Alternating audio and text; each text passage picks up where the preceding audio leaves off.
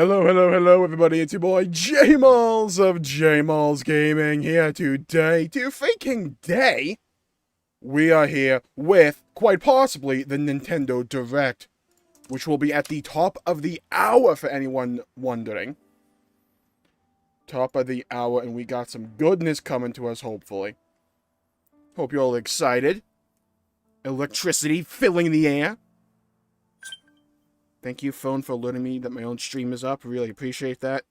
Turned out I didn't know it. And we should be all good. Is it 10 before? I thought it was, like, supposed to be at the top of the hour.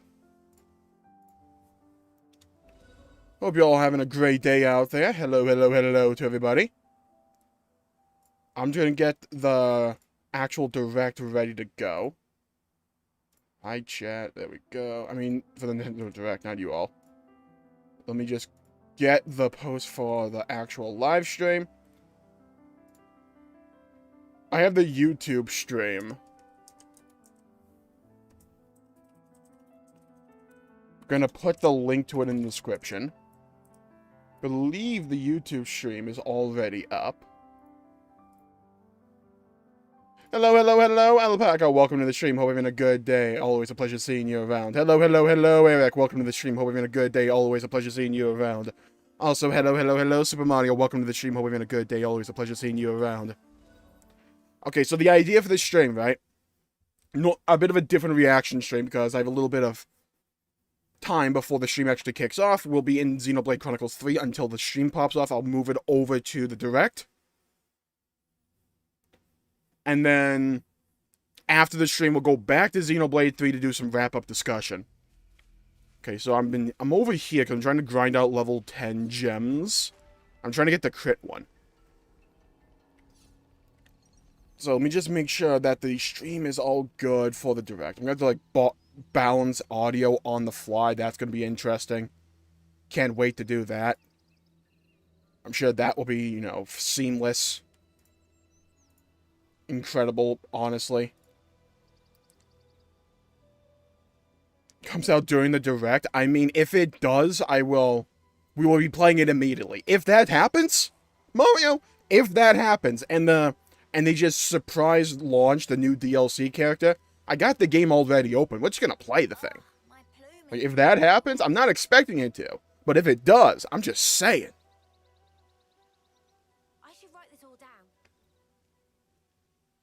Oh, don't worry, I got ideas. I have ideas for this. It's just balancing audio from YouTube is always a bit interesting. Let me just get studio mode available so I can do this.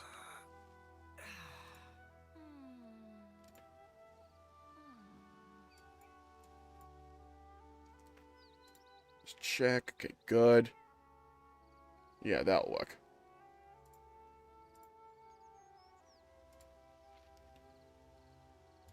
Okay, yeah, we should be good. So, 18 minutes till the Direct actually starts.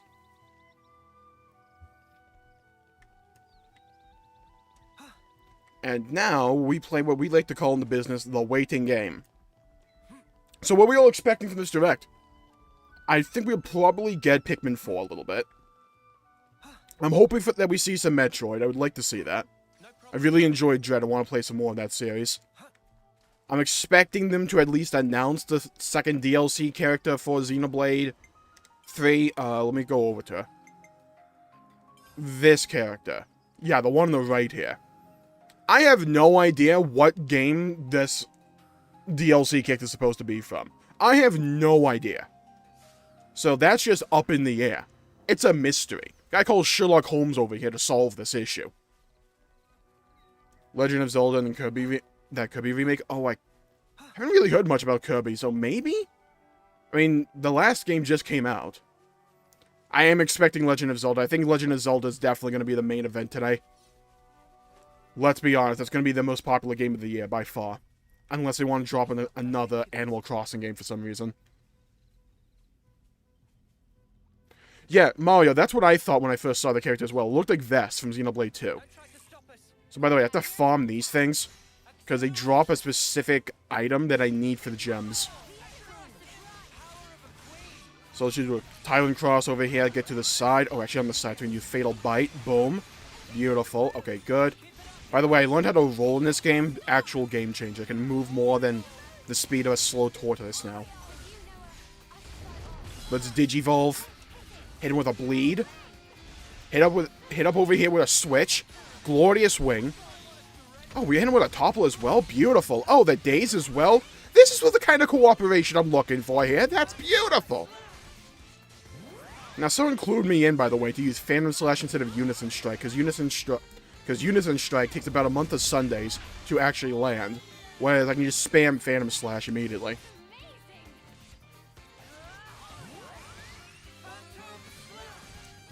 Playable heroes, that would be really cool. I'd love to see that. I don't know why that wasn't in the base game, but it would open up so much more creativity, in my opinion. Also, hello, Grandma Police. Welcome to the stream. Hope you're having a good day. Always a pleasure seeing you around. We're just getting ready for the Nintendo Direct pop off in about 15 minutes. Should be at the top of the hour.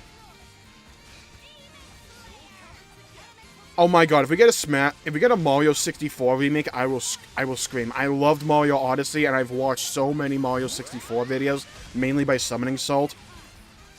I would love to see that. I want XenoX. I don't think we'll get that announcement today.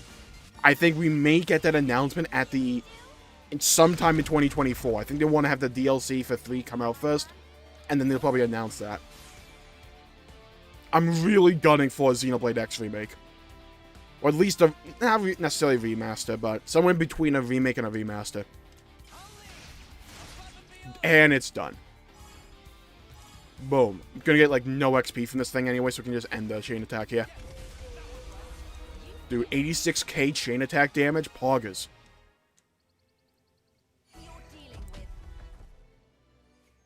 Like, I had to, like, pose on them as well. Give me my items. There we go. Drug Everflame. That's the thing I need. That's the jabroni. Ooh, got some of them. Okay. Variable rates as well. Hello, Jared. Welcome to the stream. Hope you have a good day. Always a pleasure seeing you around. X and Switch would be dope. It absolutely would. Revamp the UI of X.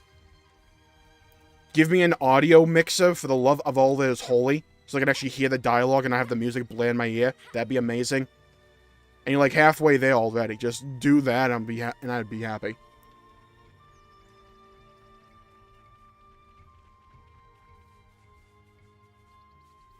Okay, there's no shot we'll get a Xenoblade 4 announcement. Though, if we do, you'll probably hear my scream from around the world. Like, let's be completely honest with ourselves here. Okay, I need to teleport out of here. We can teleport back in.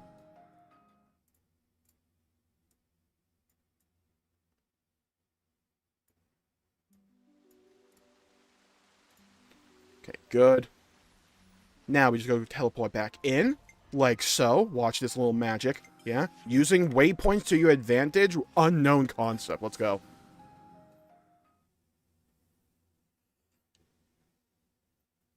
Got a bunch of notifications at once. Yeah, that's the nature of the game. The nature of the game. MC new design, choice of voice actors. That would be incredible. I would love to see that. Like, even more customization options. Like, I'm only expecting that we'll see the new DLC character for 3. I'm not expecting anything else for Xenoblade. I'm not expecting. I'm going in with low expectations, just think that's it. Maybe we get a release date for the story DLC. That's like a pipe dream for me, though. I'm not going in to expect that. It would be really cool to see, though. What is this song? Infinity Blade, by the way. Ooh, 69k. Hit him with that nice. Okay. Hit him with one of these. Really should have done acceleration first before I did that. A little bit of egg on my face. Move over here. Don't you ever, like, wonder where a lot of these, like, idioms come from? Like, who the hell thought, like, let's make the phrase, put an egg on your face or something? Like, where did that come from? Like, it makes sense in a weird way, but at the same time, it doesn't. Hit him with I forgot, we're going, like, full turret mode. Get over here. Santa, I would like you to be in melee range, hopefully. That'd be nice. Oh, God. Get out of that. Attack up. Let's go. Would someone like to do some damage? Hello. Everyone's at, like, range and they can only do melee attacks. In with one of these. Anyone want to play Break? That'd be incredible. I would be appreciative of that.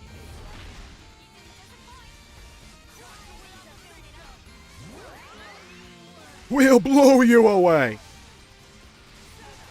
And with one of these, okay. Now we play the meme character. Just like spam every button under the sun and just hope something hits. Let's go. Let's go. Hammer Revolution. Just summon a giant fireball, slam it into them. Like Donkey Kong. There we go. I just want Xenosaga. Honestly, that's copium. I will be shocked, but pleasantly surprised if we ever see Xenosaga.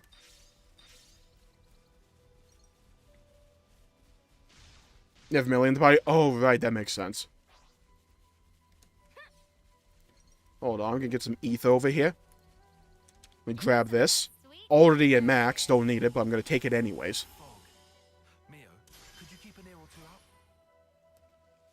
At this time, yeah, they might announce that. I could see them just... I could see them maybe dropping the name. Maybe. That would inform us a lot.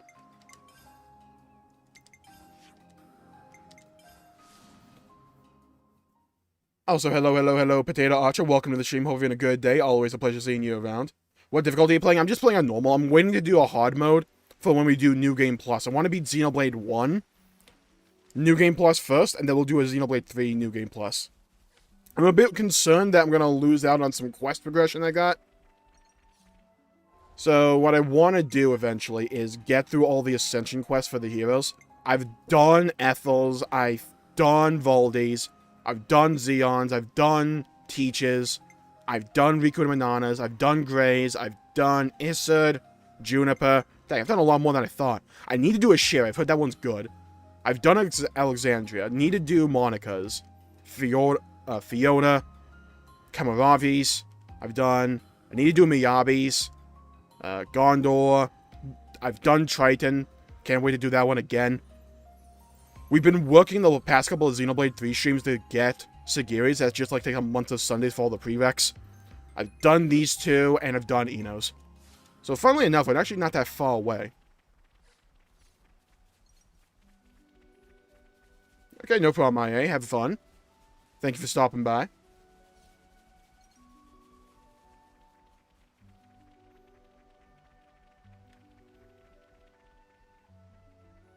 Name the character. I've unlocked all the characters. Everybody is live streaming. Oh yeah, everybody is. Triton's the GOAT. He's absolutely the GOAT. Goat Man does GOAT things only. Exclusively, even. It's like a worm. It's like a black hole of awesomeness. The closer you get to it, you get to the closer to the event horizon, where you'll become cool just by association. Okay, map. Map for Wildwood. How many of these things do I need? Where's the camp? There you are. You haven't unlocked the next DLC character yet? True. Actually true. Can we maybe train? No, we cannot train. We can grind gems. That's what we're doing, Senna. Yeah? I need this gem, specifically. I need 14 more Drog Everflames, and we gotta get the Sharp Hawkshorn. We gotta get an Arachno Pincer, Ageshu Needleclaw, Gastrade's Gun Turrets, but we got plenty of Ether Cylinders. I could also just farm out coins, like Nopon Gold coins, if I wanted to. But I don't need to grind out all of them. Like, who really gives a crap about Peerless Presence? Like, I don't need to grind that one out. But Refined Incantation I want to grind out for Machine Assassin. I want the crit one. Steel Kiva might be good. I want Tailwind. That's what I want. I need to get Steady Striker X, Double Strike, and then Empowered Combo, I think. I need to look up what the really good gems are. Let's be off. Mario Odyssey 2 and a new Switch. Okay, I wouldn't be surprised if we see a new Switch just from the timing. It has been like 7 or so years from the first Switch. They normally like to do a console upgrade every now and then. Like around that time frame. So I could see a Switch 2 coming out. I could definitely see that, and I could see Mario Odyssey 2 being a launch title for it. I said this before, but I don't think Xenoblade Chronicles 4 will be a Switch title. I think it'll be a Switch 2 title. Now, we just need them to not name it something stupid like the Switch U, and that'd be amazing. Incredible, even. I don't think they will ever again. The amount of confusion that unironically caused for the Wii U is both shocking but not surprising. Like, it's a weird in-between there. Where'd the hell did my dragon go? Hello, Land Before Time looking ass. Where'd you go? What, do you, like, disappear? Hold on, we got some things over here. Some high ether. We definitely gotta grab this. Call the 2DS. It's more as a side grade. I imagine the 2DS is harder to break than the 3DS. Hell, I've broken a 3DS before. Not like on purpose, I just dropped the thing. The Switch E? Yeah, I just need to, like, name it something completely stupid. Like, hand it over to the Kingdom Hearts developers and have them name it. Like, it's the Switch 942 divided by 7 by 73 Full Moon Requiem. Every time you log into the console, you have to spell the name correctly. Case and all. And I'll make sure I have, like, one key. Or, like, one keystroke from every keyboard in the known world. No matter how obscure.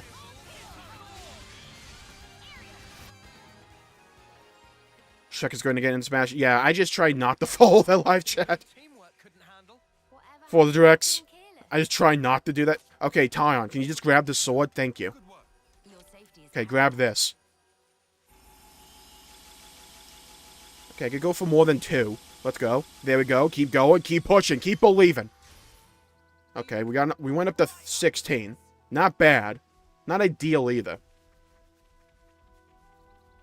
Drop and broke my 3DS too. Oof. I broke my original DS.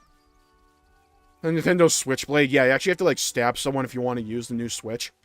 Like, doubles over as a pocket knife.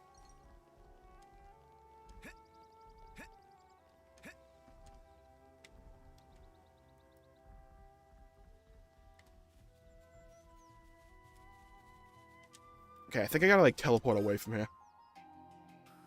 Haven't used my 3DS in, like, 8 years. I've used it a couple of times, but it's mainly just a Fire Emblem machine for me now. With someone's stomach. Oh, yeah. And you gotta, like, shout out random Noah quotes as well from Xenoblade 3. Like, you're full of shit!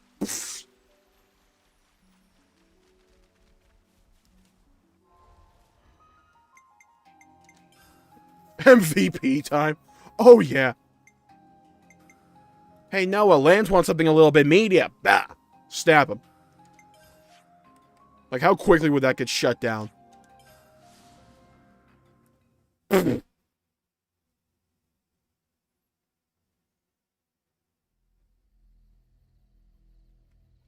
works fine. Yeah, that's my issue with my PS3s. Like, I have a couple of PS3s and they're all busted for some reason. But the one that works for me the most is the one that where the disc tray just does not work. For some reason. It just hates me personally. Luckily, I have Persona 3 Fez on it digitally, so I can just at least play that. Okay, the Nintendo Direct is going live in a couple minutes. So what I'm going to do, drop the game audio from Elgato down to 0, move the Direct over to this window. There we go. A little bit behind the scenes for you all. Go to studio mode, hit internet, hit it with one of these, and F11, so full page. We should be good, yeah? Seamless, yeah? Absolutely seamless. Xenoblade Warriors, I would scream. I would love that. Okay, cool. So the link to the Direct should be in the description down below if you want to go follow along with me. Expect it to be a little bit of a stream delay. I think I fucked up a little bit. Stream settings. Yeah, I have a normal latency, so there'll probably be like a 15 to 20 second stream delay. But let's get ready to rumble. Knock this down a little bit. Why not subscribe to them? Fix that immediately. Okay, good. I like to have... Oh, it's auto-generated. That's garbage. We're on the direct page? Cool. Okay, we should be good. I gotta balance the audio the second this thing starts, so that should be interesting, to say the least.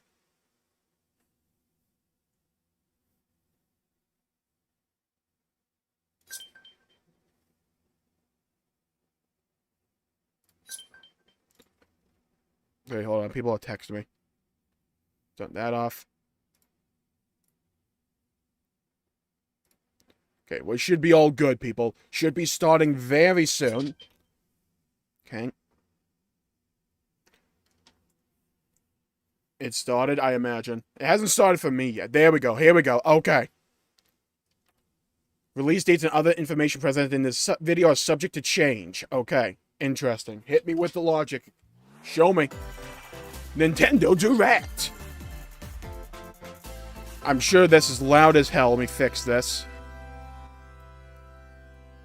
And away we go, people. Away we go. What the? Is that Mario? That looks like Mario to me. I could be wrong. Could be horrifically inaccurate with my assumption here. Pikmin 4. Let's go.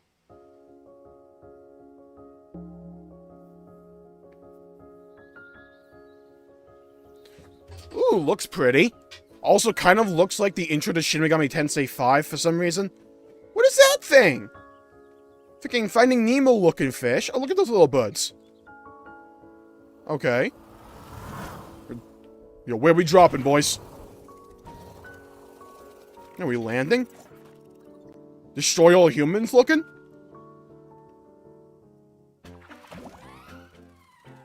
This is how we popping off. This is the start, by the way. What is that? That looks painful, I'm not gonna lie to you. Try not to be too rude to the red-pink Pikmin. What the? Where were they all? What kind of clown car are we looking at here? Hello?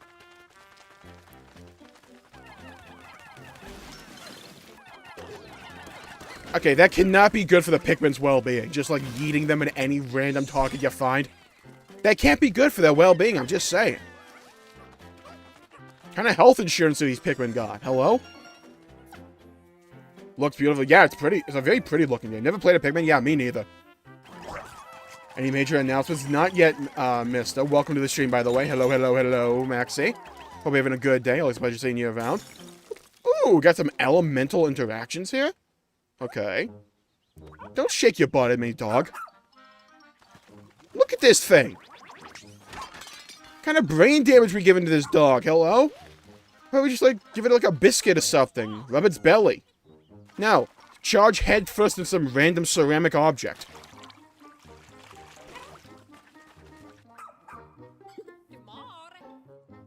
Found a castaway?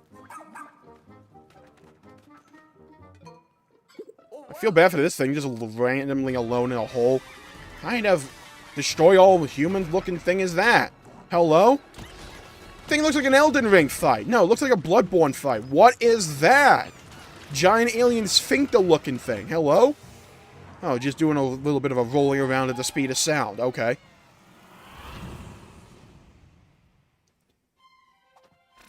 Yeah, this irradiates Nintendo energy. What am I looking at? Hello? Where'd that spaceship come from? That looked like the spaceship from Odyssey.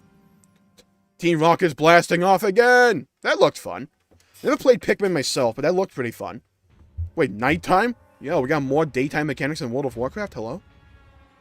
Shout out to that random faucet that clearly goes nowhere. Okay, that's just the eyes that Zug does in Toy Story 2. So July, okay. Hello everyone. I'm Shinya Takahashi, and I'll be your I knew Disco was evil. Yeah, Nintendo's actually gonna wage a war against the entire genre of disco music. A dog-like creature was spotted. What kinds of things will it show us? I don't know, maybe the dog can show us being a good boy, like rolling over so it can rub its tummy, giving it a biscuit, Nintendo Switch headlines. calling it a good boy. This new hero is a real gem. Hello, Xenoblade. Okay, right off rip. Yo, new character? Masha Extraordinaire at your humble service. Okay, so the character's name is Masha, Lappy. Say hello to Masha. Lapidaris Masha, okay. Nice outfit, by the way. Drip is on point. What am I looking at? She can craft accessories? Pipe. Elements are also being added. Select only one character and battle. One character? Oh. Oh, I'm having fun with this. Hello? Special abilities. What? Rack up victories with your heroes. This is way more than I thought, okay. Hello? Roguelike in my Xenoblade? For me? As a reward. Oh, wait, oh, look at the drip. Tyon got the Jin outfit. Let's go. Okay. Tell me why! Is this really what you want? Nothing's gonna What get in the... through to him. Rex! Yo, he got a beard as well? He dripped out. Alphys! What am I looking at? Like killing Granddad wasn't enough for you? What am I... Noah? Xenoblade Chronicles Huh? Expansion Pass for the Xenoblade Chronicles 3 game launches on the Nintendo Switch system February 15th. What do you mean on February 15th? Don't just drop that and tell me nothing. What is that? Go back a minute. What kind of Just Dance wannabe is this shit? Move to the beat in a Huh? brand new song. Oh, hell, we're going back to that immediately after the stream. Okay, so, yeah, guess what tomorrow's video is going to be, by the way. Land's got the... What did I just see? The instructions So, Alphys is there. He looked like a villain. We have Rex with a beard, ripped out on a Wednesday.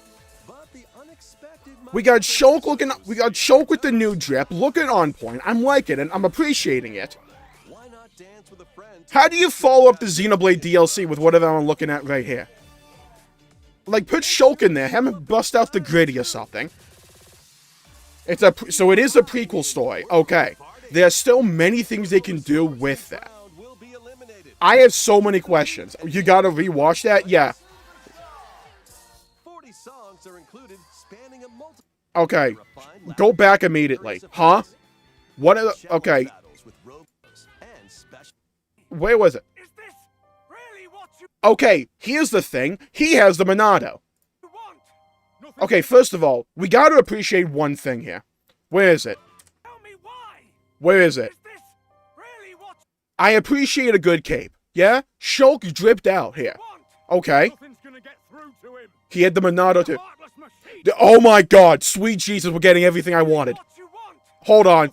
Look, he's dual wielding the Aegis Blades. He's dual wielding the fucking Aegis Blades. Let's go. Oh my god. He has the Aegis Blades. Hello? Also, what is his jacket? And my boy finally got pants that covers his legs. I'm telling you, the glow up is real. It is undefeated. There's not a character in fiction of all time where has a better glow up than Rex here right now. Got the same haircut from when he was a kid. He's a heartless machine. Who's just said he's a heartless machine? Like killing Wait a shit, are we certain? Granddad wasn't enough for you. Volume 3 of the Xenoblade. Hold on, I noticed something there. First of all, Alphys is Mobius A. He is. In the background there, what happened to Uriah? That's a massive hole in the top there. That is a massive hole in the top. Okay, after the direct, we'll go back to this. Toes. Like, after the direct, we'll be back to that. Nintendo Switch this year. Oh my god, I have so many things. They look different than Aegis Swords. I imagine they're modified. I imagine Shulk made them. Into these dark To be like, worlds. I imagine Shulk made the new Aegis Swords for Rex. In this new Okay, this looks kind of interesting, though. Oh, it's Dead Cells. Oh, yeah, it's a Castlevania game. venture They're both chats now. We need to have that conversation. Like, the moment this direct ends, I was not anticipating we actually get the DLC story. Oh my god. And was I mistaken? Did that say that was coming out in February? other iconic weapons as you vanquish legions of Wait a minute, that means the DLC, the new DLC character comes out on the 15th. Oh, we're gonna be eating some Xenoblade next week or two.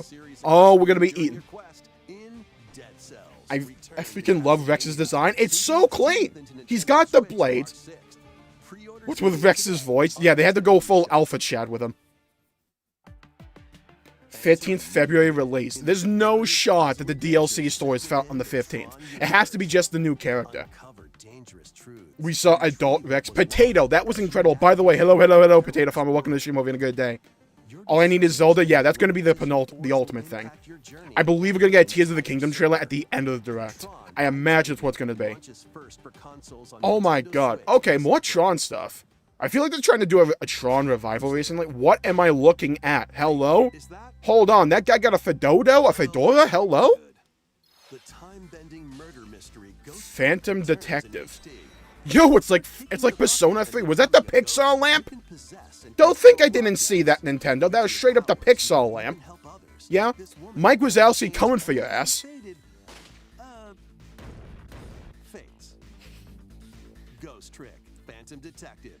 Can't wait for 1 week. Alpaca, I am excited. Too. What was that DLC that they saw? I'm still blown away by it. I need to listen to the dialogue, and I feel like the dialogue's gonna be very key. This is also something very intriguing about that DLC story that they only showed off. They only showed off 3 characters. We saw Shulk, we saw Rex, and we saw... No, actually 4. We saw Noah, and we saw Alvis. Alvis is the villain. I think it's the Elvis. What is that? Hello? Yo, Yu-Gi-Oh! 5Ds? Oh, yo, virtual reality? Okay, hold up. Virtual world. Wow, Pogus. Time to solve this puzzle. Me when I make a YouTube video. Ooh, a detective game? I could be down for a detective game. I could be really down for this. Hold on. Yo, the mustache is clean. Hold on. Hold on, I appreciate that guy's stash. Man threw the handcuffs at him. The precision. Yo, we got new outfits. I turned into a cat. What? Jewel shower. I don't want to be thrown with jewels. I imagine that would hurt. He wasn't ever evil. He could have been manipulated by Mobius. Could have been a play the entire time. I don't think we'll ever actually see Faye, because Faye is from Xenosaga, and I don't think they have the rights to the character. They could pull off a Cosmos, but maybe it's... I don't know how likely that is. Yo, Persona? I was gonna say this looks like Bayonetta. Oh, right, they're doing the Bayonetta spin-off. Bayonetta Origins, right, Cereza and the Lost Dream. I don't know if I'll play this, but I was always interested in Bayonetta as like a series. I need to play Bayonetta 3. I'm going to become a witch. I can't concentrate on anything, and now, yeah, how do you think I feel about it? My mind is racing 1,000,000 miles an hour. It could be a fake Elvis. That's a possibility, Jared.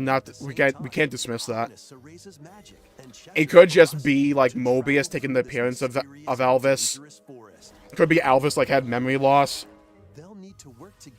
Oh, good. We all understand, right, that the DLC for 3 is going to end with Rex and Shulk dying. Like, we all understand this. Like, we're all preparing ourselves emotionally for this reality. Okay, I don't know who the hell that was that turned into, like, King Kong over there and just started punching someone. I like it. I like it a lot.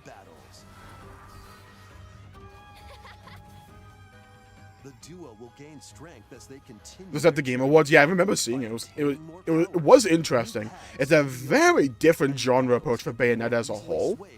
But I'm interested to see how they can make it work. It's very stylized. I will give them that. Like, very antithetical to a lot of what we've seen with Bayonetta in terms of its aesthetic and stuff, and its overall approach. Pre-orders are available now on Nintendo eShop. It's Elvis's twin brother, Elvin, yeah. He comes in a white suit. Take a look at this. Take a look at this. What is it? How can you blow my mind away more even than... Oh! Splatoon! I'm not emotionally ready for Shulk and Rex dying. Me neither. Oh my god, I just realized what the final scene of the DLC will be. I know exactly what it's going to be. I know exactly what it's going to be. Hold on. I'll show you exactly what the DLC could be. Like, this is going to be the final screen. Do you see the background with all 3 swords? That's what it's going to be. Guaranteed. Like, I'd bet money on that. It's gonna be like Rex and Shulk dying, panning over to see all of his swords implanted into the ground. Yo, Inkopolis is where Batman lives. 3 expansion pass. This paid DLC includes 2 waves of content. The first wave is Inkopolis. I'm telling you, that's what the ending of the game's gonna be. They're gonna put like a Final Fantasy VII remake and have the main menu be essentially the finale. Is Booyah Base. It's got some Yo, vendors in my Splatoon? weapons and gear. You might spot a few familiar faces alongside. We're gonna ignore those jet engines you can just buy. Was that a minigun? Okay, what are those shoes on the far right? What is that design? What is that? What are we dealing with here? What kind of font is that? The show.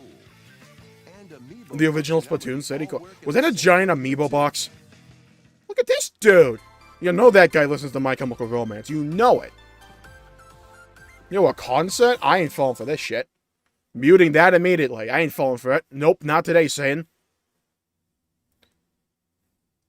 Have you never played Splatoon? No, it was never... Multiplayer games on the Switch was never really my cup of tea. I tried Smash Bros. For a little bit. And ass with shoes. Unironically, though. My favorite MCs are dead. Yeah, everybody's gonna die. So I feel like my prequel prediction's going to come true. It's going to be the story of the forging of Lucky 7. And I imagine it's going to be the story of Riku, that they just haven't really shown that yet. Could be wrong, but I imagine the ending's going to end up with Rex, Shulk, and Noah passing Lucky 7 on to Riku, having him run off somewhere. What am I looking at? Copied City from Nier Automata? What is this? Hold on, this actually might be a Nier collab. What am I looking at? What am I looking at? What? Yoko Taro, don't make me have to play Splatoon. Splatoon 3 expansion pass? What, do we have like Pain in the World? What is this? Giant fish? Side order. Oh, there's some Nier Automata architecture there. Hold on. Oh, don't do me like that.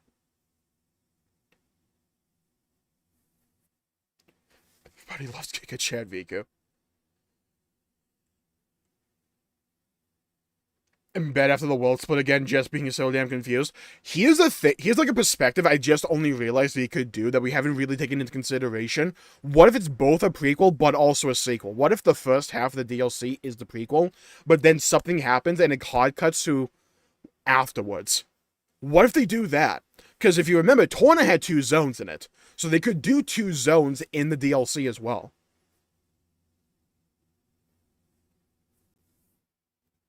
Okay, I love how I hit the button to unmute the stream, but it just didn't go through. Love that. Really said your money in my pocket. Unironically, though. Adventure awaits Yo! friends on Illusion Island. Yo, the Kingdom Hearts knockoff. Yeah, I know that character from Kingdom Hearts. Yeah, I absolutely do. Who the hell is that? Yo, Goofy. Get back in Kingdom Hearts. I need you as my freaking tank. Freaking slacking off. Why is he just holding a banana? Oh, hold on. This is actually kind of charming. Yo, swinging mechanics? Oh, God. Underwater level 0 out of 10. Why does it remind me of Oi? Yo, epic Mickey reference?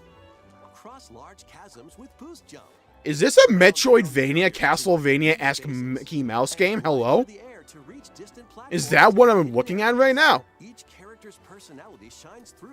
Why can this game have split-screen co-op, but my fucking Halo Infinite can't? Hello? I'm being bamboozled here. Play leapfrog for larger jumps, or drop a rope to lend a hand. Work together to save Monarch, and you might discover all the good stuff. I don't mind a lot of stuff. Sometimes you get some hidden gems in here. Unusual allies and dangerous foes. What is that? Study their movements. Yo, more mechanics than a Xenoblade 3 boss fight. Join Mickey and friends on a high. I'm telling. What is this? The Wolf from Ori and the Blind Forest? I love that game. Illusion Island. Okay. July 28th, huh? Yeah, I feel really bad for any game release that comes out in July, by the way, because that's Final Fantasy 16 for me. More emblem emblems are on I was the way. wondering who the hell this was. This is Fire Emblem Engagement. Okay, the expansion pack. Is that the Horde symbol from World of Warcraft on the left? Wave 2 includes Hector, Who? Emblem of Strength, Nice axe, by the way. Oh my god. The suplex? Into the giant slam? Okay, I'm feeling it. Emblem of Acumen. Cast magic spells over a wide area. I'm a wizard. What? Is that Yo, Camilla. Emblem of Revelation. She was one of my favorite characters from her game. Wave 3 includes Crom and Robin, okay. Emblem of Bonds. Overwhelm Yo, foes Robin's with back? sword Okay. attacks. Not from Teen Titans. Veronica, Emblem of Heroes. I see you. Summon additional allies to fight for your cause. What up, Ike? Challenge newly added missions to recruit. I gotta get into this game one of these days. I loved Fire Emblem Three Houses. I need to finish some of the routes. I need to do the Golden Deer playthrough, and I need to do the Empire playthrough. Xenologue will be unlocked. Xeno? Thank you for answering our prayers. Imagine Shulk was just here. In danger now. Watch out! Assassin! Wave Giant turn into a giant dragon. Okay, hold on. You might have sold me there. for the Fire Emblem Look, if you engagement want me to get interest into a game, there's two things you need to do. One, either have a giant robot or have a giant dragon. You do one of those two criteria, and I'm probably going to be invested in some capacity. Take control of your destiny. What is this game? This is Reverie. A Hello? world in which deities known as aspirations dwell. When a megacorp endangers the harmony between Reverie and our world, Yo, Cyberpunk? the future of humanity hangs in the balance. In this narrative adventure, Yo, Cyberpunk's expansion's harness the looking divine gift different. of clairvoyance to travel between worlds. Console A. Yeah, I think that's the case, Archer. I think Alvis is console A. Many branching story It's nothing like paths, Three Houses. Oh, okay, with Alpaca, got it. soundtrack by Celeste composer Lena Rain set the stage. Already the Oxage. Maybe they did Potato. Maybe. Side with one of the 6 aspirations like Bond. Power. Yeah, I love Three Houses as well. I just need to finish the two routes. I love the Church Route and I love Blue Lion. Do you aspire? Harmony. Yeah, we need adult Rex. That's why they didn't put Rex in the base into this game. They just put Mithra and Pyra. Just because we had to wait for the glory of adult Rex. You roll ing. Octopath Traveler 2. I really enjoyed the combat of the first game, but the reason I fell off with this game is because of how they did the narrative. It's an interesting story, right? Where you have these 8 separate characters that all have their own story that you can do whenever you want to. But the problem was the fact they were not connected made me just get invested in one character's story, but then when it ended, I had to be invested in another character's story. So I never got a consistent pace to it, so I kind of fell off it. Is this Kakamari? Katamari, that's it. Role in a classroom, a zoo, and space? There's another supercomputer, aka Z. Maybe Maxi, maybe. It could be that Z took control of Alvis initially. Just saying. Look, Octopath's music is S tier though. It's amazing. I love the visual style of it, like the hard lighting they use. It just makes that pixel art style shine so much brighter for me. I absolutely adore the visuals there. Combine the powers of the sun and moon. Hello? What is this? In this turn-based RPG. Turn-based RPG in the year 2023? Hello? Meet characters from all walks of life and devastate foes with timed attacks in battle. Okay. Complement your journey with enchanting. Oh, got an old school style JRPG on our hands. Okay. Got the light bridge from Halo 2. Okay. For the game. Sea of Stars. AoE attacks? Got a ship? Okay. August 29th. A free demo will launch later today on Nintendo eShop. Free demo, huh? Duke it out in this free-to-play online multiplayer What is this? showdown. Hello? Omega Strikers. Three, and challenge others Who is that guy in the middle? Hello? air hockey style. Oh, I was gonna say it looked like air hockey. Striker skills to dominate each match. Okay, this could be fun for a little bit. The course trajectory from afar. Oh, get wrecked. Outplayed. Block areas Oof, to skill your issue. advantage. What kind of broken ass shield was that? With explosive moves. Oh, this Fog of War as well, like the worst Fog of War I've ever seen. Pre-orders for this free You know, it's like that one Sly Cooper mini game from Sly Cooper 3. You have to like play hockey. The Labyrinth Beckons. A collection of the first 3 Etria X-Men Odyssey. games is coming to Nintendo Switch. Oh, I remember them announcing this a while ago. Treasures lie deep within a massive labyrinth. Oh, the art style's pretty. Paths are intertwined, and Oh. vicious monsters lurk in the shadows. A So it's blank like map is your it's only like guide. Persona Q and Q2. By drawing the map as you Interesting, explore, you can okay. progress even further. Oh, we making maps? Oh, there's gonna be people that get lost in the map making there. As the guild leader, you'll assign them roles, like the ally defending protector or the ultra-fast dark hunter. But be warned, every adventure is fraught with danger. Should you Looks like fall Persona in battle, Q2. Yeah, it looks use very your similar to that and style. learn I wonder if it's the same skills to developers. strengthen your party before challenging the labyrinth again. It looks interesting enough. I really love the background images. Like, that art style is just beautiful to me.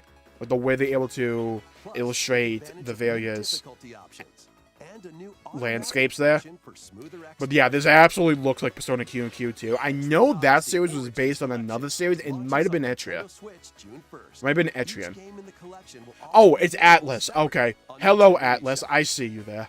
Pre-orders begin today on Nintendo eShop. Yeah, so this is so that's Atlas. Got it. Get your tactical skills ready. Calling all Mobile Scratch character in the fans. DLC. Advance Interesting. Wars 1+2 Oh, I reboot was hearing that people expected this to be here as well. Advanced Wars.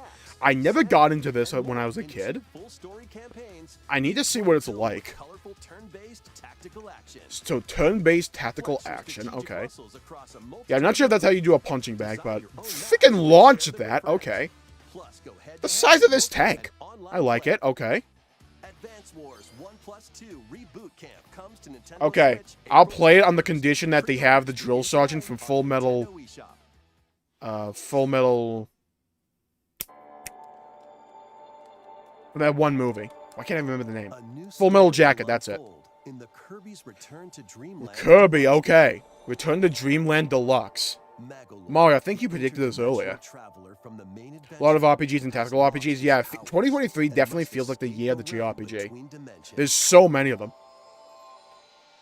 Kirby. What have we got here with Kirby? I've never actually played a Kirby game. Oh, God. Magalore Epilogue. Okay. Okay, that's not the art style that I was expecting. Kind of washed out colors. Interesting. Okay. Who the hell is this? Okay, just giant Rasengan you shoot out. Okay. Combo action. Ooh, skill trees? Buy this for a microtransaction. Improve Magalore's levitation. Oh, easy boss. Easy boss. Attack range. Oh, auto-scroller? The order in Okay. which you restore his powers is up to you. Yo, Mega Man's looking different. There are over 20 interdimensional stages to Go into the explore. star. Okay. What we got in here? Ooh, the dive? Up to The 4 thrust players forward? on the We're same going from system right to left. We're can breaking all known laws of experience platformers. realm together. OG Return to Dreamland. Gotcha. Can Magalore restore his powers and safely return to his world? You can access this new epilogue. It's kind of, after yeah, it's kind of clearing the overall vibe of a lot of Nintendo Directs, Alpaca, where you'll probably get one or two things you really care about, and then a lot of things you just haven't really interacted with. The Game After Boy today's long ago. Nintendo Direct, a demo will be available on Nintendo eShop. Quite a few demos being announced today as well. Up to 4 players can play a specially arranged Yo, Kirby demo, Party? Hello? stages and sub-games. Yo, rest in peace to Kirby's anyone got Return hit to in that. Dreamland Deluxe launches on the Nintendo Switch system. A remake to Return to Dreamland? Yeah, that makes sense. Pre-orders are available now on Nintendo eShop. Available February 24th, huh? We hope you're looking forward to the new story in We still have Kirby's 12 Return to minutes, by the way. Dreamland Deluxe. Next, here's some news about Nintendo Switch Online. Please take a look Nintendo at Switch Online. What am I about to hear? What are we about to witness? Oh, we getting Game Boy? Yo, that sound is iconic, though. Game Boy games are being added to Nintendo Switch Online. Interesting. So, Nintendo Game Boy... Switch Oh, can play Zelda! games anytime, anywhere. Just like Interesting, Zelda. okay. Let's Yeah, I gotta introduce boot the up games that will Tetris. be This is the available pivotal at one, launch. honestly. System Seller right here. Actually, unironically, though. Arrange the falling Tetraminos and aim Oh, we got a for high 4-stack scores. there? Okay. Super Mario Land 2, 6 golden coins. Reclaim the castle that Interesting. Mario stole from you. 6 golden coins. Awakening DX. Link's Awakening. Fish to escape I'll have you know I got the remake. Gargoyle's Quest. Save the ghoul realm Who? Firebrand from the He Ghosts looks and Goblins he looks series. cuddly. What the hell was that monster? Game & Watch Gallery 3. Game & Watch, really? Game & Okay, Watch interesting. God, that sound has haunted my dreams ever since Smash The Brothers. New Nightmare. Solve a murder mystery on the supernatural Shadow Island. Yeah, I can make out any of that Metroid 2, background there. Return of Metroid Samus. 2, Solve the Return of Metroid starting Samus. on planet SR388. Okay. Absolutely wrecking that boss. Wario Land 3. It's a me, a Wario! Based on your actions. No, his butt's on fire. Someone put him out. Kirby's Dream Land. Hey, there we go. Kirby's Dream Land. Found it. Easy. Enemies in Kirby's debut My title. childhood. Nice. They should have added this years ago. Yeah. You can use the Game Boy, Game Boy Pocket, or Game Boy Color screen filters. Oh, Up to 2 thank players God. play compatible games I together never liked only that green online. filter. Interesting. I hope that works for every game. More games will be added in the Oh, they got the Oracle games as well. Sweet. Pokemon trading card game. And what? Game Boy Advance? This was my thing. I love the Game Boy Advance. I think they had a Teenage Mutant Ninja Turtle game on this thing. Games are being added to Nintendo Switch Online Plus expansion pack. Here are the games that you can play at launch. Okay. What we got here? 60 Super Mario FPS Advance from the looks of 4, it. Super Mario Brothers 3. Ooh. 38 Mario extra Brothers levels for 3? retail Okay. E-reader accessory. WarioWare Inc. Mega Micro Games. I love the Experience pick your origin nose from minigame. Fast Micro Games. Okay, that looks like a FNAF minigame. Let's be completely honest with ourselves here. Coder in. Guide the spinning stick to the goal without hitting obstacles. Oh god, that's gonna be brutal. Mario Kart Super Circuit. Ooh, Mario This is the Kart. First Mario Kart game created for a portable system. Missed out on the Game Boy Advance, mate. I like how the Game Boy Advance, the lighting on it was so bad they had to like sell you an additional flashlight that you could plug into the thing. The Legend of Zelda Added years ago. Minish Yeah, Cap. Minish Cap. It's a Okay, miniature I size think I have version Minish of Cap creative somewhere. adventure. I have quite a few games Mobile my Wi-Fi play Wii U supported for the compatible for games, Zelda. And up to 4 players can play together. Metroid game. Hey, hello, Daniel. Welcome to the stream. Hope you're having a good day. Always a pleasure seeing you around. Hey, yo, F-Zero representation. Golden Sun. There you are. I see you, freaking jabroni. Everyone wants you. Mario and Luigi, Golden Sun. That went way under the radar for how much of an underground hype scene the Golden Sun has. Oh, I grew up on the Mad Pat FNAF videos. I grew up on that. Will be playable on Nintendo Switch. And after today's Nintendo Direct, you'll be able to play the Game Boy and Are they Game Boy launching Advance today? titles we introduced. Okay. Please look forward Of course to he's more playing a Game information Boy. about Nintendo Switch Online and Nintendo Switch Online Interesting. expansion pack in the future. Let's see a few more headlines. Okay, what we got? What we got? Show me the money, the mustard, the Gouda. The original Metroid Prime game is Hello? on Nintendo Metroid Switch. Prime Remaster? Let's go? Okay. Was this the one I played like 5 minutes of? Ooh, it's a remaster as well. Okay, this might have been announced before. Ooh. Okay. Looks pretty. A lot of soft lighting. Interesting aesthetic there. Drop imminent. Okay. I really loved Metroid Dread, and I really want to get into the Metroid series with more games. Ooh, an FPS Metroid game. Yeah, that's what Prime was. Oh, this intrigues me. Ooh, that mechanic looks fun. This was out of nowhere. Oh, I might need to play this, people. I might need to play this. This looks right up my alley. I need a good FPS game. And Metroid... Oh, there you are. Hey, look at that Smash Brothers character. Metroid Prime Remastered. Let's go. Okay, that's pretty hype. This Direct has been stellar, by the way. Oh my god. Prime game, originally released on the Nintendo GameCube system. Yeah, this might have been the... I might have played Metroid Prime a little bit way back in the day. Talon 4, from the perspective of Samus Aran. Ooh. But beware, This looks really cool. alien planet I'm down is for this. high. This looks fire. Looks absolutely fire. Adventure. They'll help you discover info and clues on how to progress. Oh. Oh my god, I love how the UI is so immersive to the game. That's something a lot of games have been missing out on recently in recent years, is having an immersive UI that feels like it's part of the game world. This looks like it is a HUDs-up display that Samus would see. It's really nice. The bosses look interesting. Okay, that was the guy from Spyro 2, Ripto's Rage. Turned into the game, Pokeball. Okay. Yo, you move with the left stick. Poggers. Oh, thank God. That mechanic is one of the reasons I stopped playing Metroid Prime back in the day. Because the camera controls annoyed the fuck out of me. Oh, that's so much clean. I love that. Let's go. My wallet can't take it. Mode. Huh? Later today, you say? Hello? Today? They just gonna drop that on me. Oh. Nintendo doing me dirty right now. That intrigues me. World Detective Organization. Okay. Yo, Twitter be like, me. This is actually gonna be me later with the Xenoblade trailer. I can't believe the Metroid Prime game comes out later today. Hype. Oh, it's Spike Chunsoft. I was going to say this looks a lot like their art style. Yo, he's about to do some alchemy from Fullmetal Alchemist. Nintendo, you'll need to chill. They're just going off. They're like, you know, we haven't had a Nintendo Direct in a few months. Let's wipe the flow of the competition right now. Comes out later. Yeah. So this is post-cognition. Ooh. Oh, what is that one game that they came out with a little bit ago? This reminds me of that.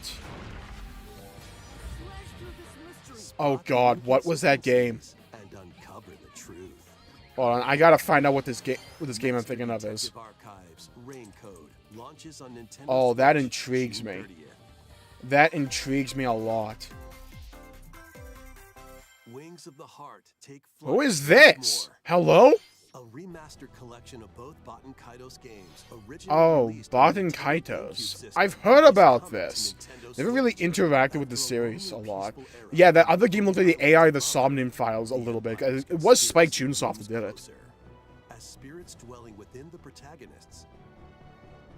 Ooh, that art style for the character portraits is intriguing. Kind of like an older anime style? Okay. That thing is straight out of Nia looking. Hello? During your travels, you'll visit various locales and team up with Danganronpa devs. Yeah, that's like Spike Chunsoft. That's who they are. It looks like a blend between AI the Somnium Files and Danganronpa. I actually have 3 of the Danganronpa games. I should probably restart that series relatively soonish. Ooh. Oh, with the card system. Okay. What revelations will come to light in the skies? Level! The Final Fantasy XIV reference. Nice dragon. Hello? Okay, Nintendo's kind of going off today. These all look interesting to me. Ah, yes. Here's the farming simulator. That the Iron Giant? Hello? Nice sword, by the way. Freaking guts over there. The girl who steals time. That sounds morbid. In like a weird way. Like, are we just like ripping time away from people? Going to send you back 1,000 years. That'd be a cruel punishment. Interesting. It's like Pokemon. Interesting. Okay. Normally not my type of game, so this one just beating the hell out of that fish. You didn't make one cut there. Just beat the shit out of it. I feel bad for that dragon trying to balance its weight. The size of that thing's head. Yo, the swing set. This life is yours to live. Give me Tomodachi life. The restoration is about to begin. Asking the real questions there, Maxie. The girl who steals time. Kingdom Hearts game has the card system. Yeah, that's the one I'm on right now. I'm on. What am I looking at? Hello? Giant blimp up in the sky? Professor Layton looking ass? Hello? I thought this series got cancelled. Professor Layton and the new World of Steam. Okay. Yo, that's the P5 logo. Am I right? /S? That was a massive announcement. Didn't that series get, like, cancelled entirely a few months ago? Like, a year or two ago? I thought that series died. They're bringing it back? I might need to look into that. Hello? It has been uncancelled. Wow. That's a wild announcement just to have for, like, 5 seconds there. Professor Layton. Now, funnily enough, their most popular game. Double Dash! Let's go! Hey, Birdo! Double Dash was my shit. Easily my favorite Mario Kart. I love Double Dash so much. Wave 4 of the Mario Kart 8 Deluxe Booster Course Pass DLC for the Mario Kart 8 Deluxe game. Or they're remaking it. I thought the series entirely got cancelled. I thought they, like, destroyed the dev team or something. I don't remember, though. New course? Maybe. I feel like I'm the only person that does not own Mario Kart 8. Actually, no, I think I do own it. Yeah, I do own it somewhere. Was that Minecraft? Hello, Simba? You can't just show me Lion King and then just move on from the Lion King or not. If I'm turning the corner, I see 2 lions, I'm making peace with my demise. You're just done. It's a wrap for your life. Tales of Symphonia Remastered. Okay. God, they have so many releases soon. Thank you for staying with us so far. This will be our last segment. Okay, Zelda time, everybody. Get ready. Time for Zelda. What is it? What am I looking at? Tears of the Kingdom. Has to be. It is. I see Death Mountain in the back there. Okay, show me the money, the mustard, the gouda, the howdah. What we got here? Flying things, okay. Weather effects, Pog. Light beams as well, lightning, okay. Yeah, this is 100% Zelda. Absolutely, beyond a shadow of a doubt. Ooh. The Bacabla, the Lizalfos yearn for the mines. Who? Was that giant flame dragon? Hi, Link. He's got a blood moon, Bloodborne over here. Is that a lava moon, in fact? Hello? The music, though? Hello? Okay. Yeah, we seen the destruction of Hyrule at the very beginning? Ooh, this looks interesting. I love the art style. How very color contrasting. I'm gonna annihilate that giant thing. Hello? Ooh. Oh, the lighting looks gorgeous. Oh, the nice parry jump. Okay. Dodged out of that. I am not sure you'll be able to stop him. I think we can. I like the tunic, though. Oh, yeah, where we dropping, boys? Where we dropping? Homing heat-seeking arrows? The puzzles look clean? Okay. Hello? The gear, the fit? Okay, I'm liking it. So we got the magnetism back. We got a new... Ooh! Hot air balloon. We got this thing. Hello? Epona's back. Okay.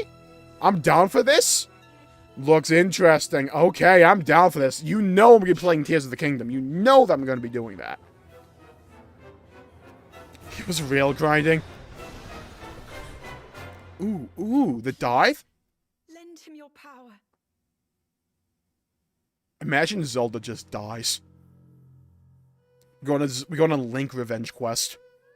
May 12th. You know I'll be playing that. Okay, that intrigues me. That was the Legend of Zelda. Piques my curiosity. The latest entry in the Legend of Zelda series. And pre-orders go today. Okay. In addition to the standard version, a collector's edition of the game containing various items will release on launch. Is that a phone book? A new amiibo figure Not a phone book. Link from Not a this phone book. game will also Okay, be he's available. literally trying to do Chidori. Hello? I can't be the only one seeing that. Like, Link's about to bust out the fattest Chidori! 1,000 birds! For today's Nintendo Direct. Either that or a Rasengan! For watching. Until this comes out, yeah. Okay, so that's one of the best Nintendo Directs I've ever seen. That's really high up there. Okay, back to the important shit. Okay. Okay. Holy crap. I was expecting only for us to see the new DLC character. I was expecting only to see her. We saw way more than that. And like someone said at the top of the stream, by the way, the picture here, we see Juniper and we see Xeon. This implies we'll be able to use both multiple heroes at the same time. Has a core crystal. That's a good shout, Mario. Yeah, you can see the core crystal in the chest right there. So, Xenoblade 2 character again. Oh, actually, that could just be part of the aesthetic here. I need to see more of this character. Yeah, that does look like a core crystal. So, we get this character in the city. That's an important thing to bear in mind. Okay. She can use special ore to craft accessories that can bestow various effects. Okay, 27% agility though? Okay. Hold on, I'm pausing. Select this character. I'm really interested to see what this roguelike section is going to be. We pick a character and we just build on top of that. That could be interesting. Select only one character and battle wave after wave of enemies. This direct was really good. Hello, hello, hello, Daniel. Welcome to the stream. Hope you're having a good day. Always a pleasure seeing you around. So the boxes return from Xenoblade 2. We can get boxes and get various abilities with it, and we can recruit a hero at various thresholds here. So it seems like we can recruit 2 heroes with 0 boxes, and then it goes up 2,500 each time. Rack up victories with your heroes. What did that say? Hold on. Fill non with. Oh, fill nope on something maybe. I hear that a lot, Maxie. Medic Gunner is really good apparently. MVP.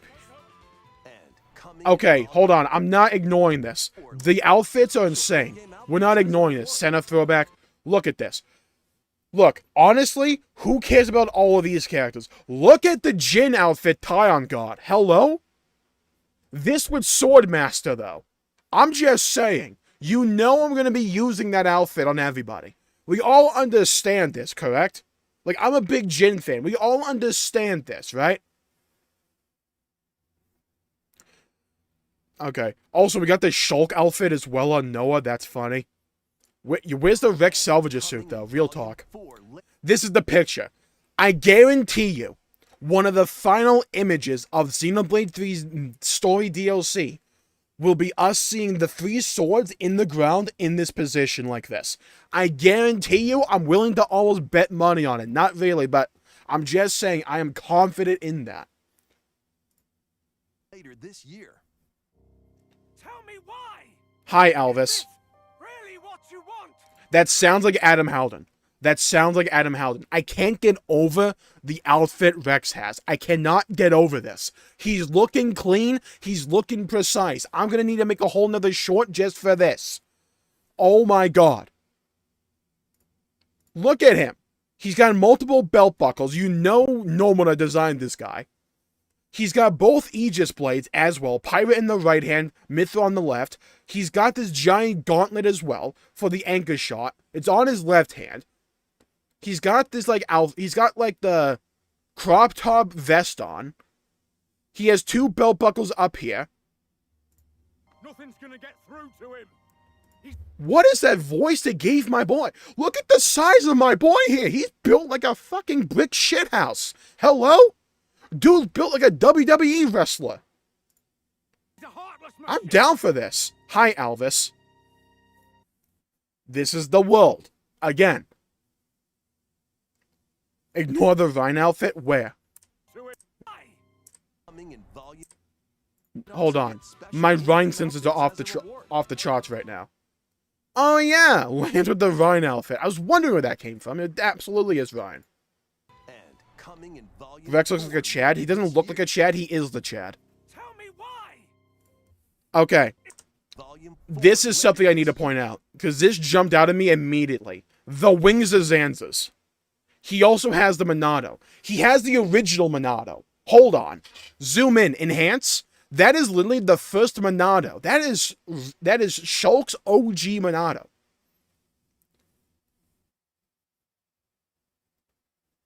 Godform wings behind him. Yeah. That exactly what I'm pointing out right now. He has the wings from Zanza. Interesting.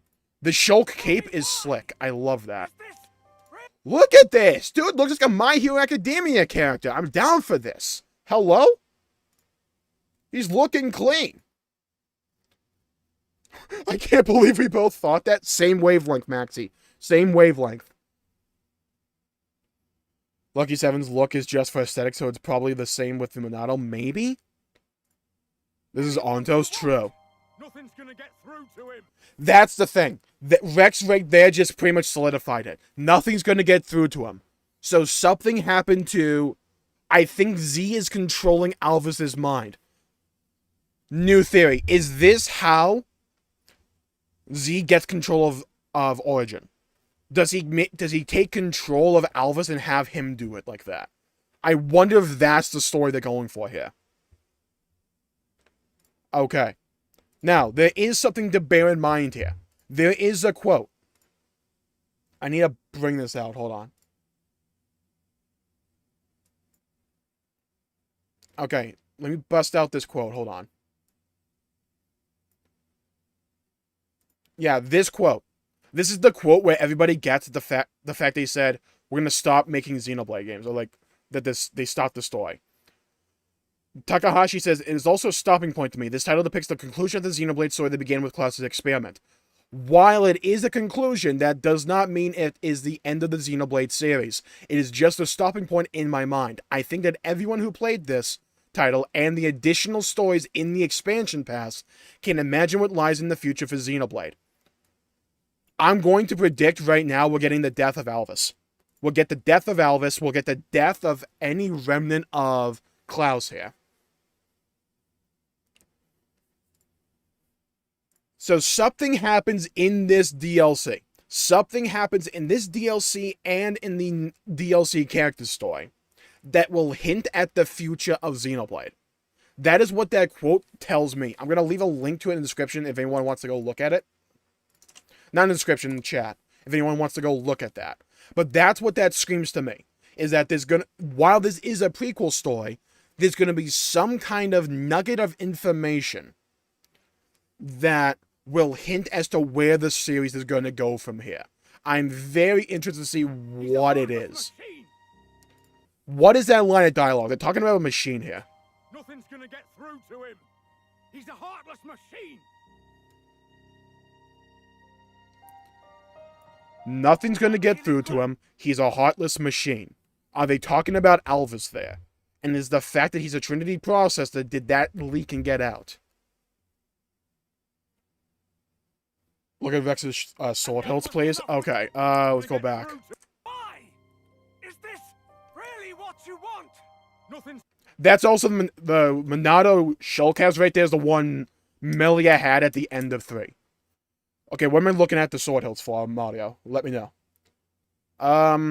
Yeah, it looks a bit different than...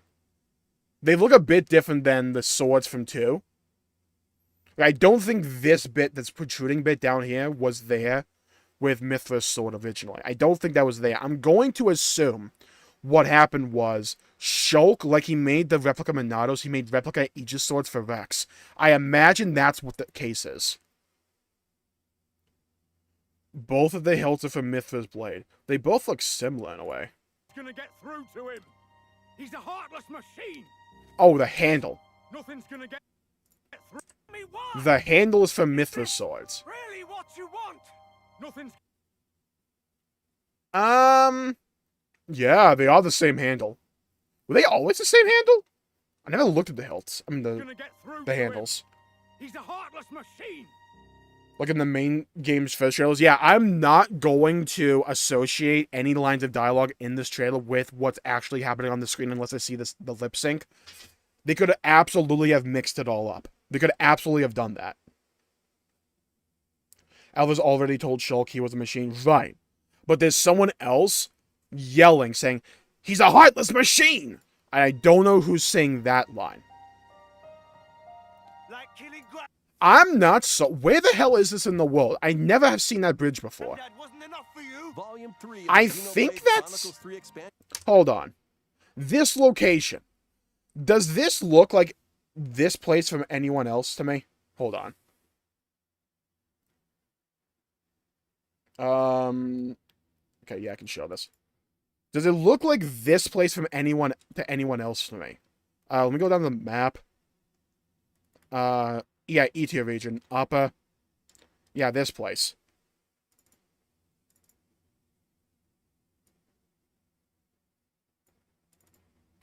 It reminds me of this, like, intro location when we first get out into the world when we leave Colony 9. Okay, wrong location. Went to the completely wrong place. Full. Where is it? I think it's around here. Colony 9's up there. Where is it? I think it's around here that I'm thinking of. It's literally just Gao Plains. Yeah, that's what it looked like to me. Like, it kind of looks like this location, but different. At the same time. Like, kind of looks similar.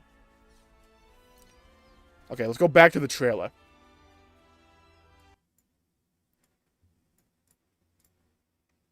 Like killing Granddad wasn't enough for you? Volume. Okay, is that Faye? Is that Faye? It's not Noah. So for those who don't know, Faye was seen in the room in the city. So remember this character. I'm going to bring back out the guy with the ponytail on me, and he says the lines. 3 of the XENOBLADE Like killing Granddad wasn't enough for you? Volume 3. Like killing Granddad wasn't enough for you. There was an interlink going on there. Hold on. Like killing Granddad Watch wasn't this. enough for you? There's an interlink going on there. Who is that? Who is this interlink? That's my question. It's the Vandom founder. Yeah. So, for those who are not aware, I can take you there in the game. I can take you there in the game. In the city, there's a particular room. And in this room, there is a lot of references to the founders of the city. We'll just go there real quick. That's Meal's interlink. That's what it reminded me of. Either that one or Uni's. Oh, Boros in the background? Yeah, I saw it too. Oh, in the background. We'll see. We'll go look at that. Yeah, so. This character right here, Monument to the Founder. If we look at the jacket, right? If we look at the jacket and the pants.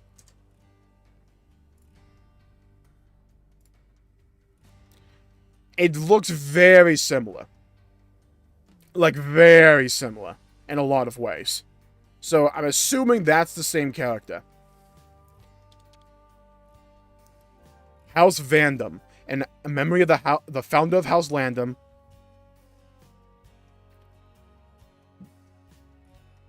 The city's restorer and liberator. The original incarnation of the city was once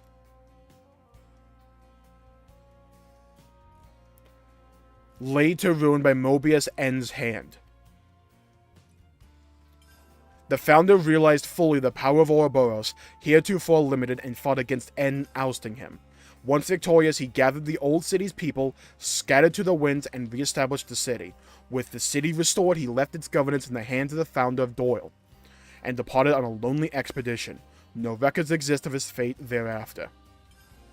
Heirs of Vendom's lineage only returned to the new city several centuries later. Oral tradition has it that the founder was master of the classical art of fistfighting, and the scions of House Vandom carry on the custom to this day.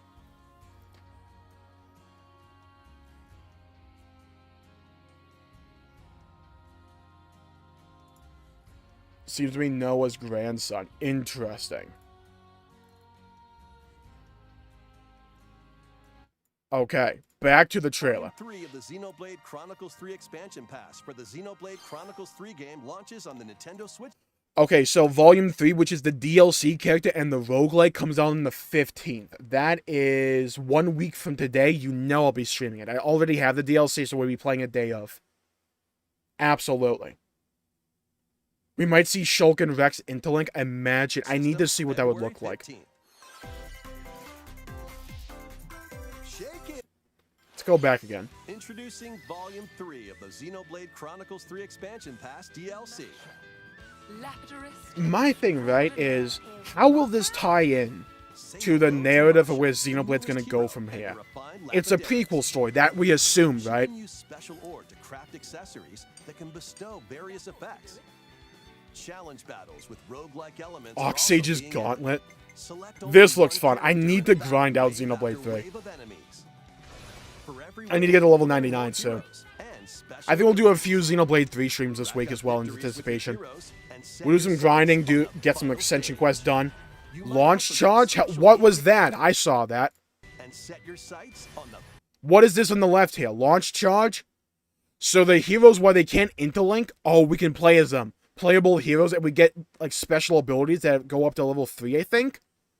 Ooh, interesting. Okay. Very interesting. Okay, I'm down for that. We gotta get all the S ranks. I can't get over the Jin outfit. Coming in Volume 4 later this year. Tell me why! Is this really what you want? Nothing's gonna get through to him. He's a heartless machine.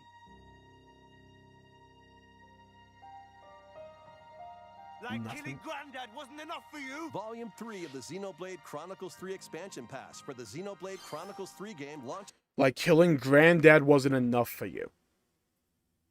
Are they really saying that Noah's kid had a kid and that is Faye? I can't. Is that the case? Like, killing Granddad wasn't enough for you. Later this year. I'm going to say maybe September, October, somewhere around there, I imagine. I think they're a couple of months ahead of their release schedule because Xenoblade 3 released early. You can play as heroes, but because you can only have one main character, you have something special instead of interlink. Maybe that's the case, but it looked like we played as Zeon over here. Hold on. And set your sights on the final stage. Who are we playing as here? We're playing as Senna there. Okay. Victories with your heroes and set your sights on the final stage. We're playing as Senna there, I think. It's because she's right here in the middle. Launch charge. I wonder if these are things you can upgrade with the roguelike. That would be interesting. My birthday's in September. Happy birthday in September then. They'll probably be getting the Xenoblade DLC. That will be insane. You might also get special in-game outfits at Faye Vandam is talking about Rex.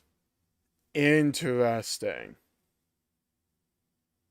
You killed my granddad. That could work. That could work.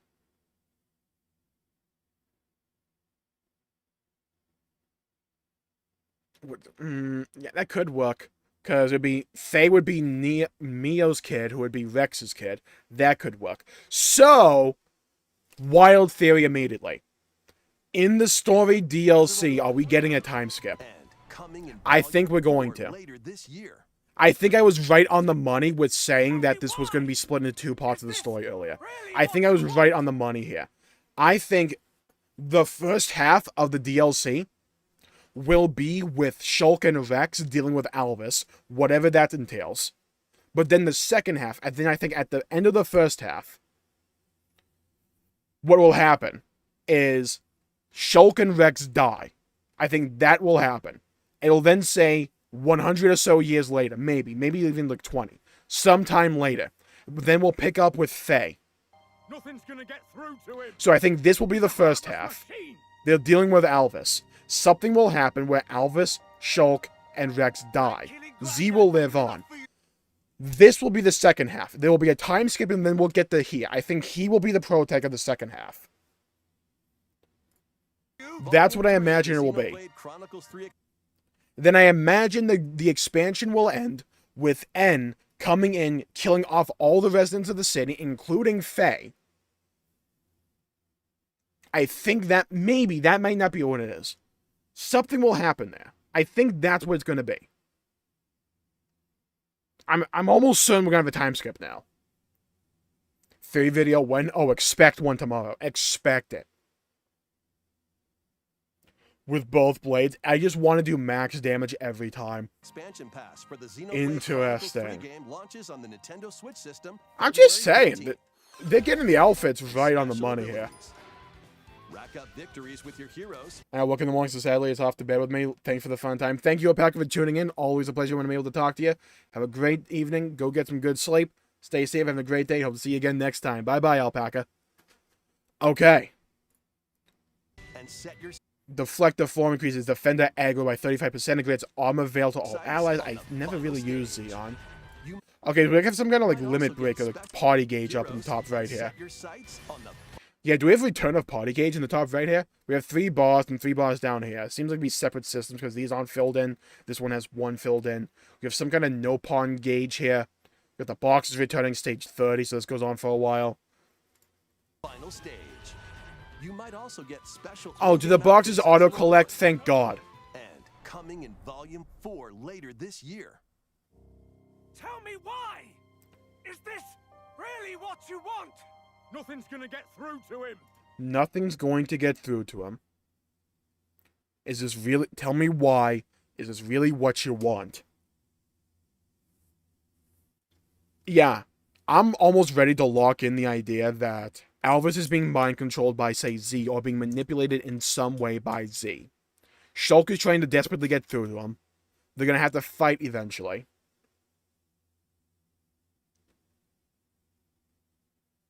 I think that's what's going to be. Something's going to happen where all 3 of them will die. Z will live on. Will take up the mantle of Faye. And then, I guess that'll be it. Maybe. Heartless Machine sounds like it comes from another character. I absolutely agree with you. I had that pegged immediately. I am entirely convinced that line comes from another character. I want to up the audio a little bit here. He's a heartless machine! He's a heartless machine. Okay. Who remembers that one character from Xenoblade X from Colony 6? Otharan. Is it just me, or does that voice sound like him a little bit? Nothing's gonna get through to him. He's a heartless machine. Why do I picture Otharan when I hear that line? Nothing's gonna get through to him. He's a heartless machine. I can't unhear Otharan. It sounds a little bit off, but it could just be that time has changed the voice. How old are Rex and Shulk in this? So from the looks of it, Rex is at least 10 years on. Maybe 15, so maybe 10, 15 years later. He sounds like Otharan to a T. Is Otharan going to be here in the DLC? That could be the case. He sounds like Otharan to a T. That's what I thought, Maxie. Also, important to note, Alvis still has his core crystal, and it's glowing. Like, bear this in mind. Alvis's core crystal is glowing. Gonna get through to him. He's a heartless machine. See? It's glowing in the middle there. But why is it glowing? Because the conduit's gone. So what power does this core crystal really have at the current moment? Numa's core crystal illuminated because Klaus brought Pyra and Mithra back. Why is this one glowing? Does he have the conduit? I don't think he does, because the conduit dissipated. Like, it teleported out of the dimension at the end of Xenoblade 2 and 1. It shouldn't be a factor here.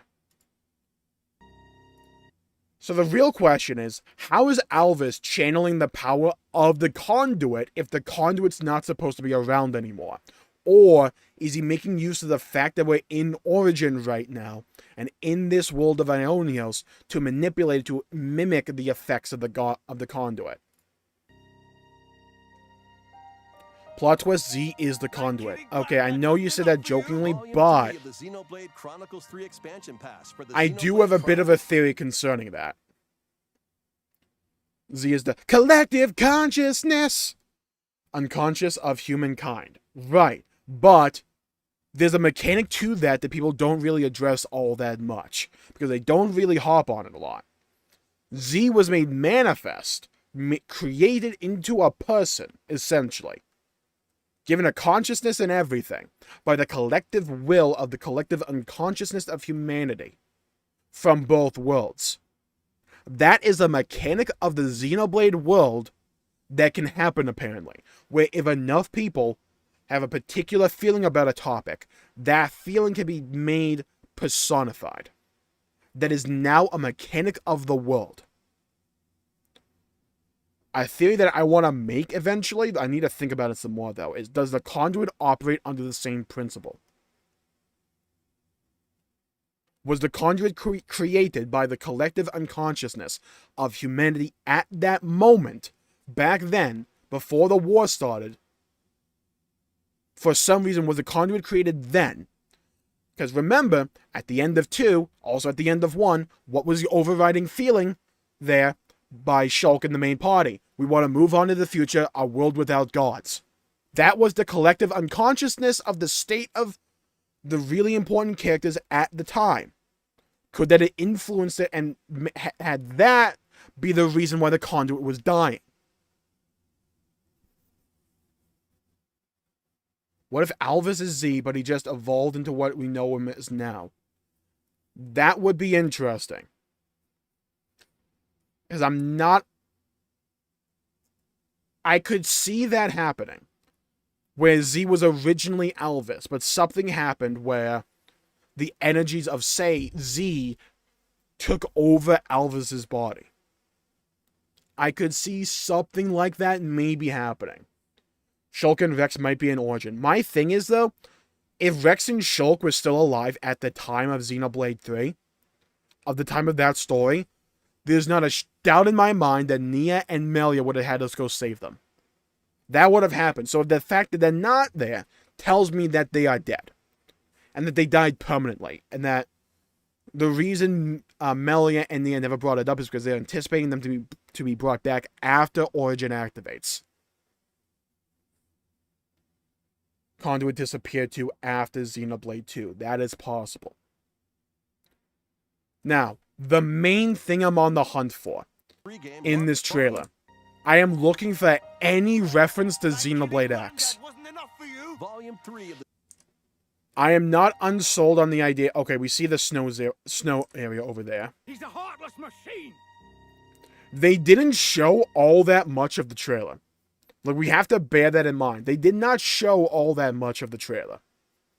I mean, of the DLC expansion. I imagine we'll get more of that around when E3 normally would be. So maybe in, like, say, the June Direct, we'll probably see more of that. The ruler of the world, because Alvis is literally the god in Xenoblade Chronicles 1. Why X? Because why is Alvis controlling the conduit? The reason I'm thinking they could bring X in is because at some point I fully believe they'll bring X into the canon. I just don't know when. They could be waiting until Xenoblade 4 for that, but they could be hinting at it here. He's a heartless machine. Where did the conduit go? Because remember the nomenclature they used at the end of Xenoblade 2. The conduit didn't die. It went somewhere. If I'm recalling the nomenclature correct, the conduit fucked off somewhere. It went to vacation somewhere. And with the way they've talked about how the conduit worked, and how all these portals to different universes were brought into existence with the conduit, they're clearly dealing with multiverse. So at any moment, they could bring X into the canon and have it work like that. Just say it's another universe being brought into this one. To another world to make the world of Xenoblade 1, does Alvis have the power of the conduit by himself? I'm not sold on the conduit, because here's the thing. For the longest time, because the conduit was originally named the Zohar in the Xenosaga and Xenogears series, a lot of people have had this assumption that the mechanics of the conduit operate under a very similar principle to the mechanics of the Zohar. And when they made Xenoblade Chronicles 1, that could absolutely have still been the case. However, if they want to go into the long run here with Xenoblade as a series, and they want to start telling stories from here on out, and they want to establish world mechanics that are unique to Xenoblade that they can flesh out and develop over time, they could recontextualize the conduit as a mechanic of the world and say, hey, the conduit was originally brought into existence by the collective will of humanity at that time. Because they desired a god to essentially rule over them. They desired something of that type of power at that moment in time. It could just be Klaus. But again, at the end of Xenoblade 1 and 2, people were willing to step into the future. They didn't need the conduit anymore, so it weakened and left. Origin brought back Alvis and the Monado, like it brought back destroyed areas. I could see that happening, IA. I could see that happening. Because we gotta remember, the Origin, as a mechanic in the world, has all the data from both the worlds of the Bionis and all rest, for lack of a better phrase. They have all that data. So, it's all in the hard drive somewhere. They can... If you have direct access to Origin, you can rely on that. You can draw it out and manipulate it in such a way. So if the information of how the conduit and of how Alvis worked in particular is somewhere in Origin, if someone, Z, took control of Origin, he could then utilize that imagery as well. Similar energy to the conduit? Possibly. We know that with the way the worlds are constructed right now, when they collide, it's like matter and antimatter. They destroy each other. That could release some kind of energy. I'm kind of stretching the definition of making a theory there. Origin is a backup file, essentially, yeah.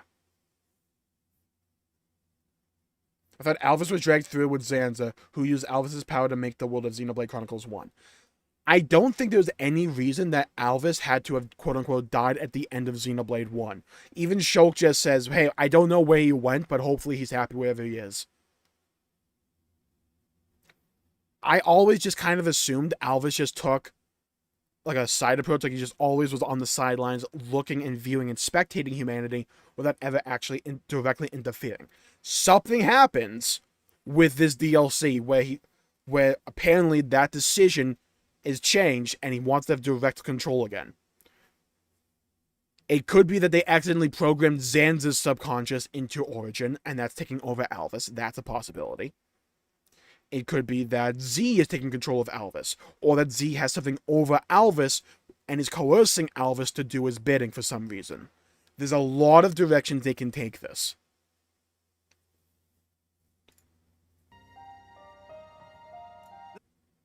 We got a bridge here.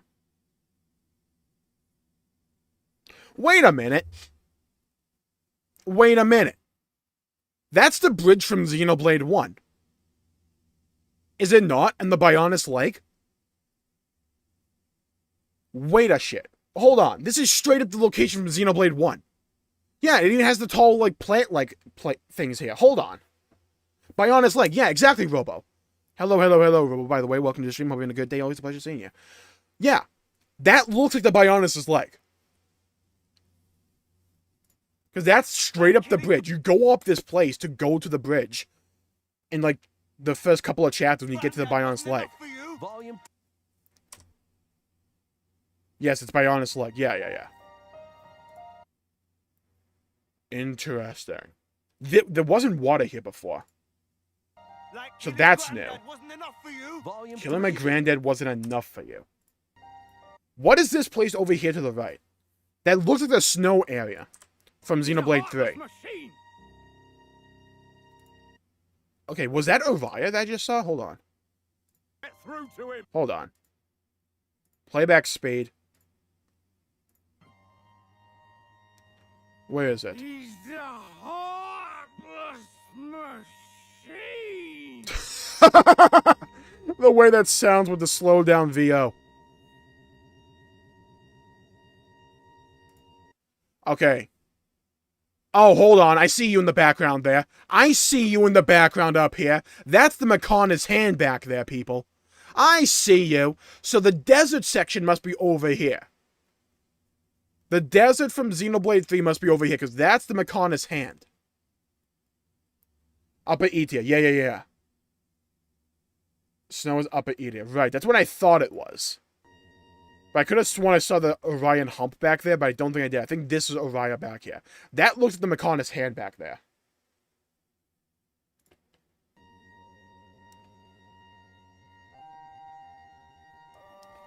Interesting. Okay, Bionis leg.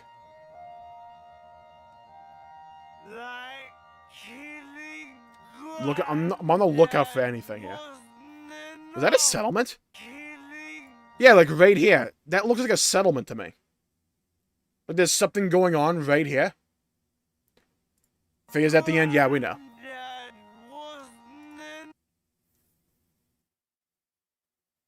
Is this... This looks very similar to Noah's outfit. It's not, but it looks very similar to it.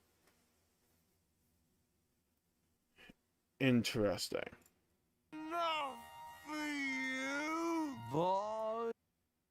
Okay. Interlink.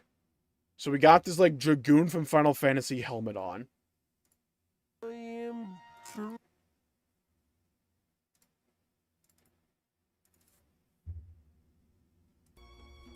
Okay, hold on. Heroes. Not heroes, actually. Characters. Where is it? Interlink. I think people said it was Mio's earlier. The head shape is wrong to be Noah's. Could it be Mio's? The ears looked wrong. That might just be a me thing. Mio Ouroboros, yeah. That's Noah's kid, yeah, we know. Grandkid, yeah, we know. That's Rex's grandkid. It's Mio's kid. So the theory we're working with, right, is that it's the story of the DLC. Go to Monopon? Who's that?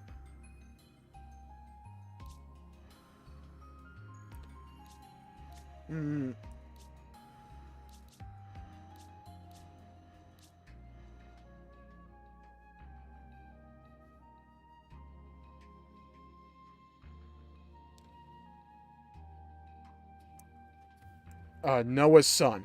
Yeah. So the kid. Hold on, I gotta mute this.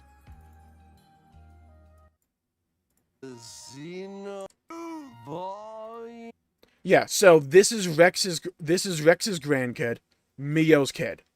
So the working theory we got going right now, at least I have, is that the DLC is split into two sections. The first half concerns Shulk and Rex dealing with Alphys. Something happens there where Rex at least dies. I'm going to assume Shulk dies with him, and since we don't see Alphys again, that Alphys dies.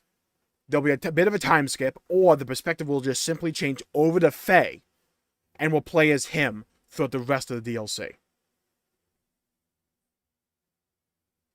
Didn't Rex lose an eye, though? Maybe Shulk... I don't think Rex lost an eye.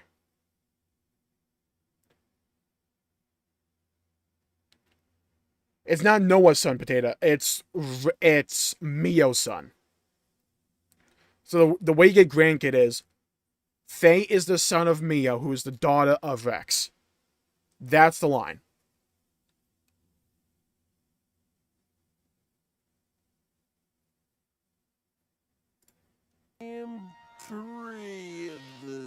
Okay, as much as the quarter speed was funny. For the XENOBLADE 4 later this year. Tell me why! Is this really what you want? Nothing's gonna get through to him. Where is this taking really place? What you want? Tell me why! Is this really what you want? Nothing's... Is this scene happening in Origin? Is this scene happening within Origin? Look at the floor. That looks mechanical. That looks very artificial. I don't think this would take place in a Ferranis. This looks like it's in Origin itself.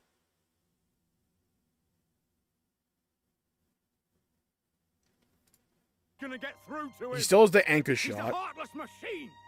Because they're trying their best not to showcase what's around us there. In that one scene. What was that on the left? He's a heartless I spotted that. What was that? You. What is you?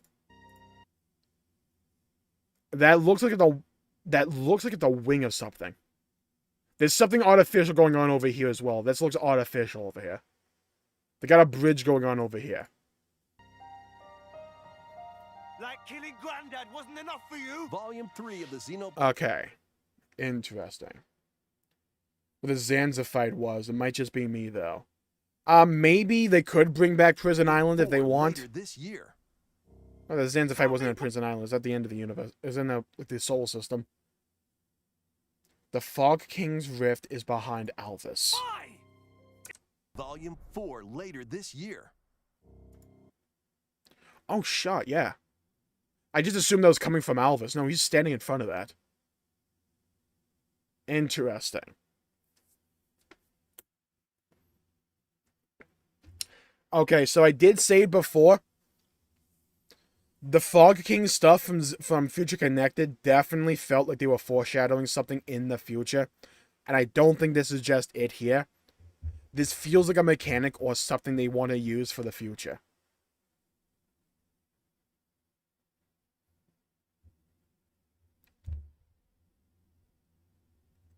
It does look like it. I don't think I have a save for Future Connected that final fight. It does look very similar to that. Is Alvis coming out of that? So whatever's happening here, it sounds to me like Alvis's heel turn happened right then. Because Shulk is still sounding surprised and shocked at what Alvis is doing right now. Really what you want? Is this really what you want? It could be some kind of culmination, maybe. Maybe Alvis calls the rift in Future Connected. I'm leaning towards that, Potato. I'm leaning towards that, Archer. That the reason the Fog King came about in Future Connected is because of Alvis playing some kind of game in the background. Future Connected could have been a beta test for Alvis's plan. I'm not sold on it actually being Alvis, though, and that someone's not controlling him. Or that something's going on with Alvis. Something's happening here with the Fog King stuff. It feels like some kind of mechanic they're setting up for down the line. That was the entire impression I got from Future Connected. It was like, okay, you are setting up this new mechanic to be utilized in the future as an antagonistic force. And I don't think the culmination will just be with Alvis in the DLC here. This feels like they're trying to foreshadow very lightly, or it might be a little bit more heavy now. They're trying to foreshadow something that's going to become more paramount in Xenoblade 4. That's what it feels like to me. Alvis corrupted Z. I don't know if I buy that. They would need to do a lot more development for Alvis right now. With 30 out of 10. Yeah, I expected way less. I'm so satisfied with what we got here. Nothing's gonna get through to him. He's a heartless machine. He's a heartless machine. I don't know if they're referring to Alvis with that. I don't know. It sounds like a Thalan. I'm gonna assume it's a Thalan until it's shown anyone else's voice that sounds like that. He's a heartless machine. Who is it referring to? Alvin is Ontos, yes. Urged to be reunited. Maybe the Fog King was the beginning of that, because the Fog King's model is that of a monster and Mortha in Xenoblade 2, if I remember correctly. I've heard that too, Potato Archer, but I don't put much stock in that. Mainly because I don't think it could have just been a workaround to not have to design a whole new model.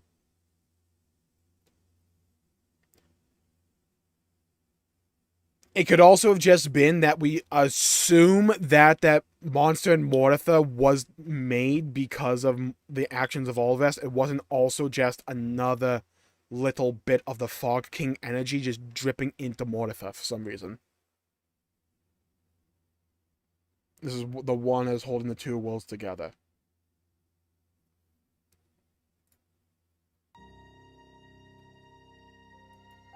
And So many things to come out of this. You can see the reconnaissance on back there, by the way. Like killing Grandad wasn't enough for you? Volume 3 Killing of the Brandon Xenoblade wasn't Chron- enough for you. Who is he talking to there? Is it Alvis? Or did a third party come into play and kill all three of them? Who is Alvis's driver? He does not have a driver. Because the world of the Xenoblade 1 does not operate under the driver blade mechanic. So Alvis does not have a driver. Grass planes above the arm. Okay, well, now we gotta go do that.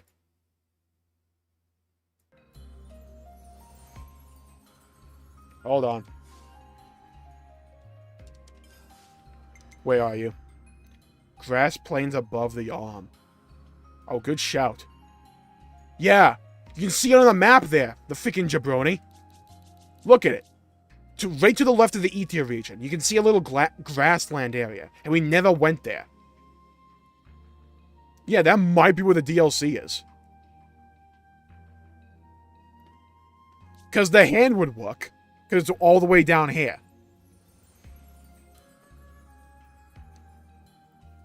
Oh, but the snow's over here.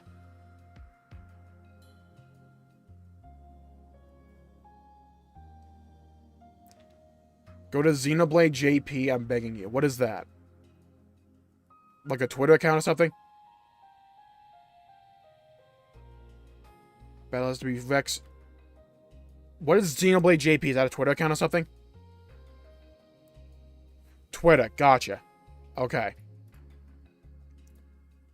Xenoblade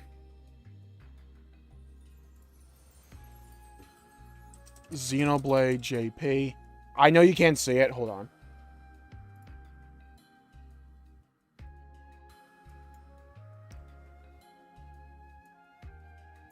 Okay, I'm going to bring this over. The official JP account. Right, okay. What do we got? I'm going to translate this. I was able to confirm a little bit of the video of the 4th expansion pass. There are also figures of people that I've seen before. Please look at the follow-up report.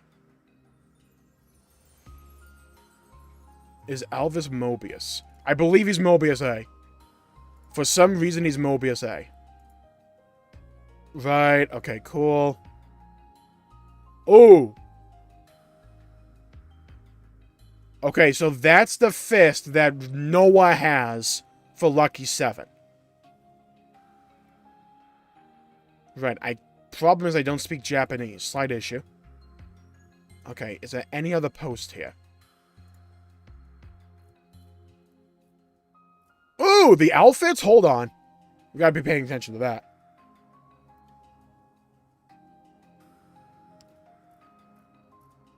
Oh, that's Monopon, okay. What is this? Something we delivered on Thursday, February 16th. A new hero, Matia, has appeared. I already have it. I already have that. Okay. 37 minutes ago. Okay, I hit the wrong button. Okay. Is it a form of N? So I'm wondering if this is Noah's son. I'm firmly in the notice that I believe this to be Noah's son. Yeah, I assume it's going to be Faye, who's going to be a reference to the character from Xenosaga, I believe. Of the same name with the same ponytail. We see him in the Founder's Room in Xenoblade 3. The gauntlets are different. The blades are both red, but they're different. Right, I imagine the blades to be different, but I imagine it to be a similar principle.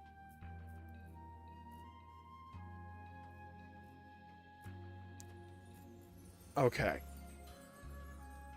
Now, what do we got here? You can get a special costume Nostalgia by completing the roguelike challenge battle. Grand Demon that appears in the 3rd installment. Somehow it's a costume I've seen before. Noah Lance and Unity Nostalgia looks like this. Okay, what do we got? I'd love to see the picture. Okay, that's Shulk's basic outfit. Whose is that? That's Fiora's. Right. That's Fiora's. And that's Rhine. Let's go here.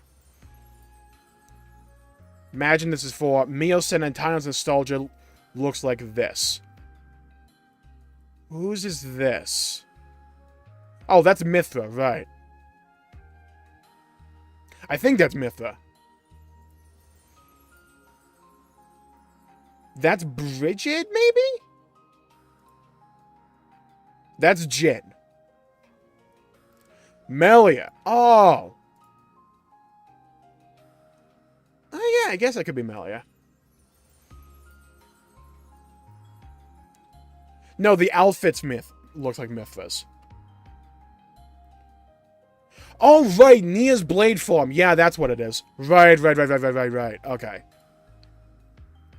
Yeah, that makes sense. Mother-daughter. Yeah, that makes sense.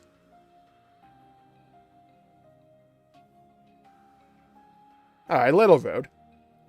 That looks like Bridget's. Am I forgetting these? I don't fucking pay attention to this. And then this is Jin's Blade Eater outfit. Okay. Was there anything else here? So we have this image here. Dude got the freaking mech fist. Looking cool.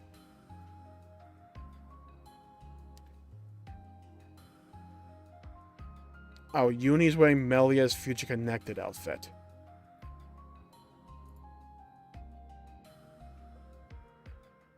Oh, yeah. Alright, that makes sense. Why can't we get the fucking hoodie for Noah then? Hello? Where's Shulk's Future Connected outfit? That was way better than the original trip. Also, hello, Maximus. Welcome to the stream. Hope you're having a good day. Pull out the Infinity Gauntlet. Yeah, he's about to snap his fingers. Like, perfectly balanced, as all things should be.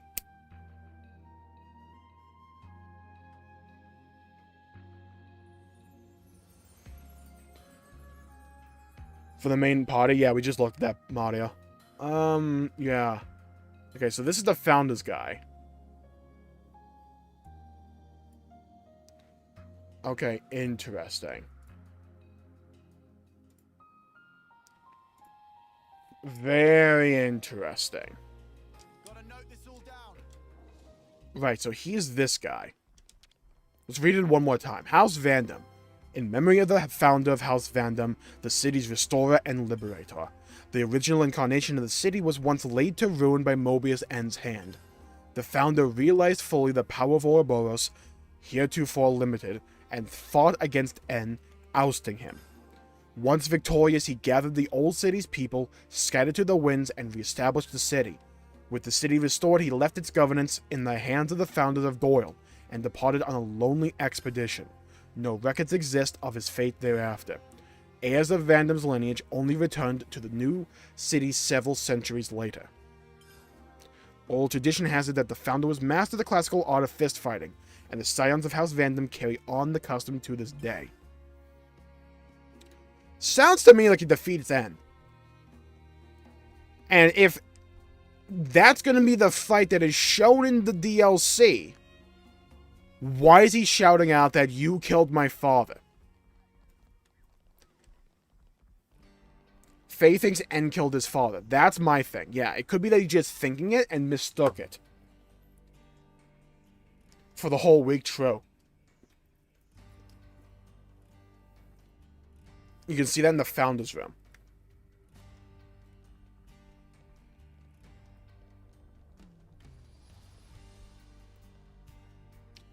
Oh yeah, he does have a slash there. So that happens in the DLC. So something happens where he gets cut in the eye. But, okay, here's my thing. Knuckles 3 expansion. He wasn't cut here. Why? Is this He really wasn't what you cut in the trailer. His eye is fine. There's no scar here. So Rex has to make it out of this scene. Because he might get cut here, but someone has to see his eye to be able to make the statue of it. So maybe they defeat Alvis here.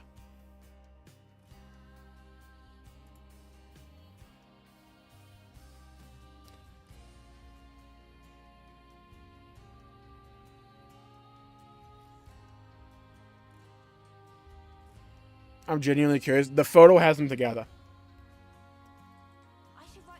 That's why, Archer. The photo has Nia, Nia, Pyra, and Mithra together with the kids, right next to Rex in the middle. Shulk grows his hair. My question will be, will we see everyone here? Because not everyone here is the founder. It could be the mentor as well. The Ouroboros Stone's Cage. The object displayed upon this plinth is the very first original Ouroboros Stone's Cage. It is important to note that the initial designs for the monument are said to have included a statue of a 7th founder in its place. Next to no information remains about the 7th founder's identity, and it is possible that this is not due to a simple loss of records. Rather, historians speculate that this is a result of a conscious decision by the 7th founder. Is the 7th founder Alvis? And does something happen in the DLC where Rex and Shulk are able to break Alvis out of whatever mind control or manipulation he is under, and in penance, Alvis helps him form the city? But because of whatever happens when he was mind controlled, he doesn't want to take credit. Is that what it is? Alvis and Rex's class will probably be unlocked after the prequel. Maybe. 7th Founder's Riku. I'm not sold on that. He's one of the 7th Nopon swordsmen. Not swordsmen, the smiths.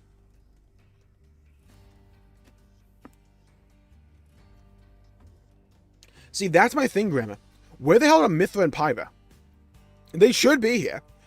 If we know that an Aegis can be here now, because we saw Alvis in the trailer, where are Pyra and Mithra in Ionios?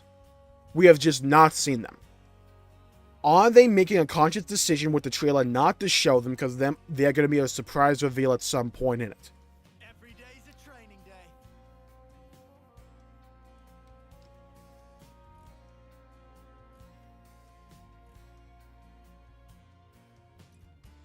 In the statues instead. Well, here's the thing. No, Faye. I'm going to call this guy Faye. Faye says, you killed my grandfather. Faye's grandfather is Rex. If we assume that Mio is Nia's kid. If we assume that, then at some point in the DLC, before Faye says that line, Rex has to die. Or Faye has to think Rex died. My plumage is everywhere. That could be a thing as well. It could be that Faye thinks Rex died, but he's actually being held hostage somewhere. Like one of the heroes.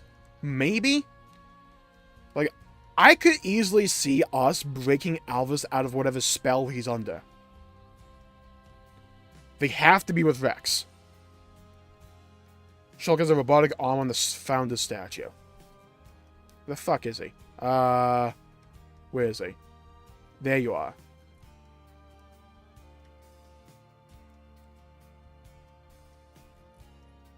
Does he?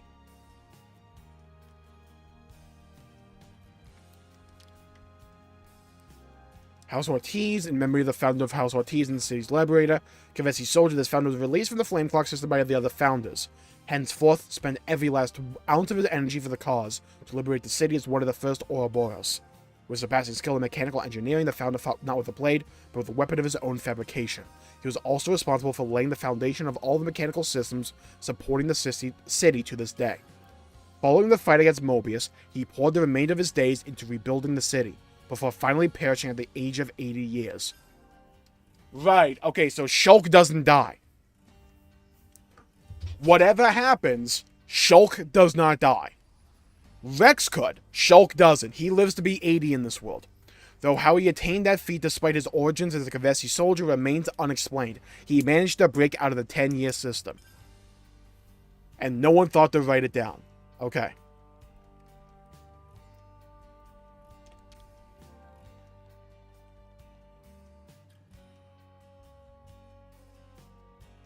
How's Rex Faye's grandfather? Okay, so, if we assume Faye is Noah's kid.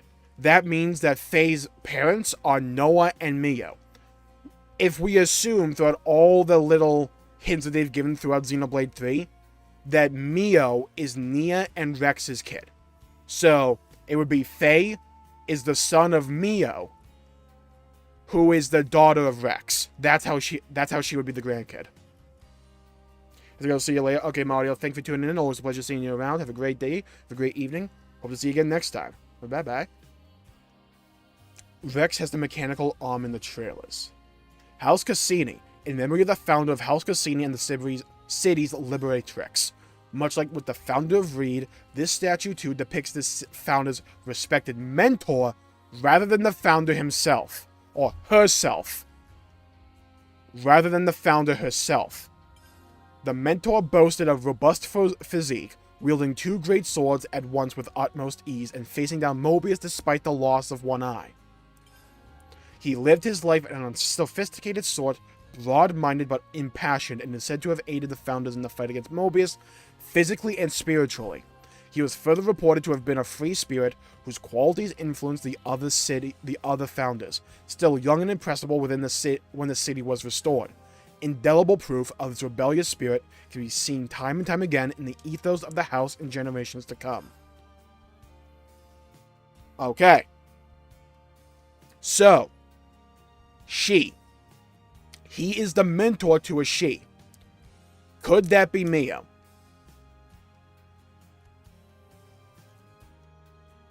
Going nuts, dude. Same here, Creeper. Same here. Hello, JJ. Welcome to the stream. Hope you had a good day. Always a pleasure seeing you around. You think Melly's been captured by this point and Nia asleep? I don't know about Nia, but I think Melly probably is. Either that, or we're gonna see them see Melly get captured and see Nia go to sleep. What hints? They look very similar, and the way they interact in Nia's Ascension quest screams like Nia knows who Mio actually is.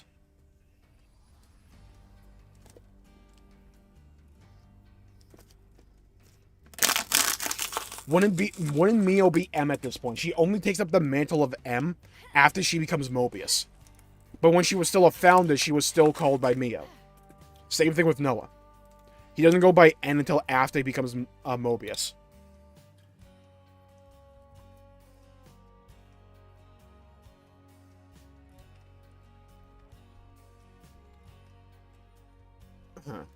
So, here's a few things we know about the DLC, unless these statues are lying, and unless they are an untrustworthy narrator. Shulk does not die in the DLC. This statue says specifically that Shulk lives to be 80 within this world. So, no matter what occurs in the DLC, Shulk will live. Unless this is an unreliable narrator. Who the heck is the guy with the ponytail? So this is a guy called Faye.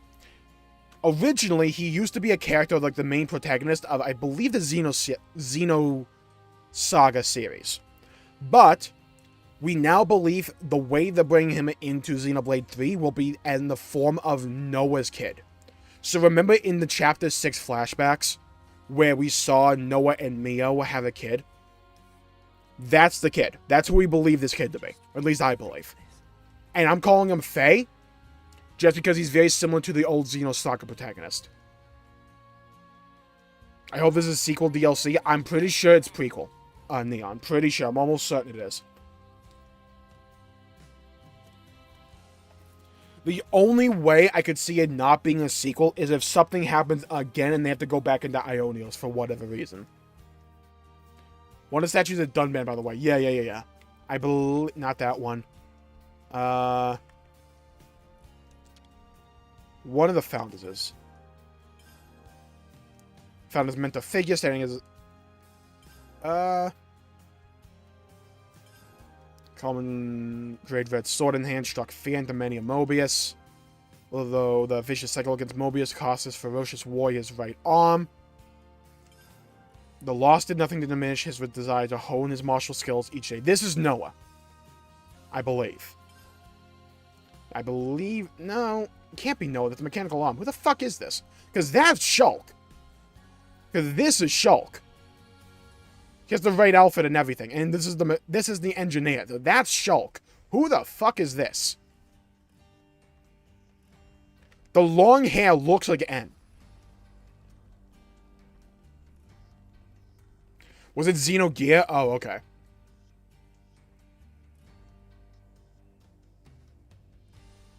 Reed is Dunban.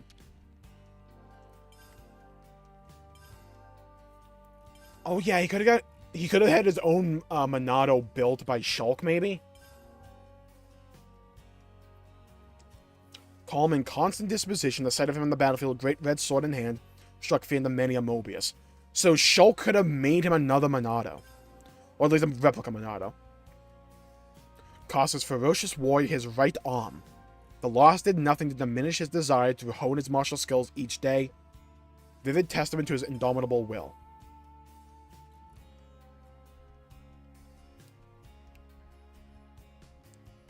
Yeah, but this one's a robotic arm. Who is this? House Doyle. In memory of the founder of House Doyle in the city's Liberatrix. Directly descended from those who established the first original city. Her whereabouts were lost after N's ravaging of the city of old, Mio. But upon encountering the other founders, she committed herself fully to the fight. Wait, no. Not Mio. Well, maybe. I don't know. Founder is said to have a familiar relation to the founder of Vandom, with scant extant records suggesting that they were likely brother and sister.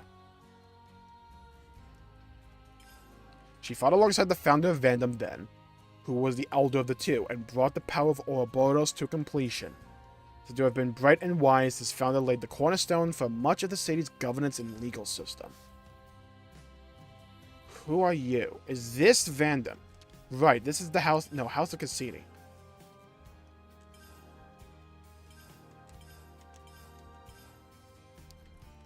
Who is House Vandom?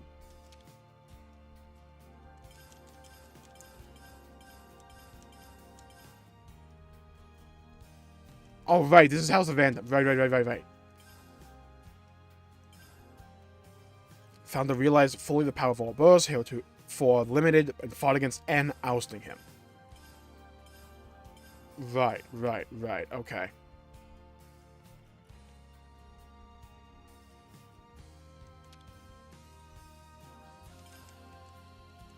Vandom is Faye, yeah.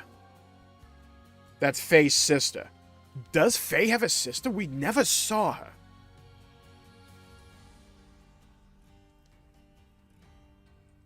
Rita's done.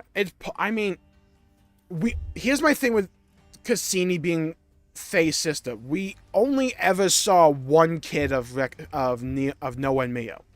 We never saw a sister. Unless the sister was already born.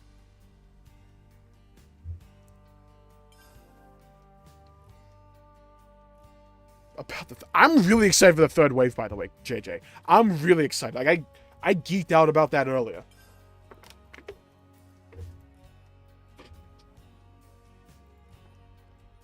Okay. My problem with this is what's the time frame here? We know Noah and Mio have a kid, and that kid is probably going to be Faye. But apparently Faye has a sister.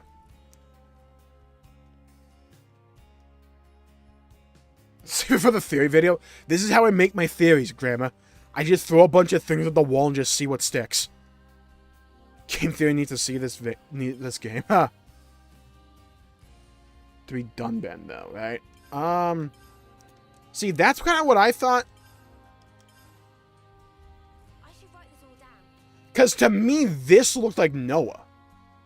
With the hair down. Like when he's Mobius N, you put him in this outfit, that's who it looks like to me. Every day's a training day. Is the dad of Faye. We could have the family messed up. It could be that Rex and Noah is the dad of Faye.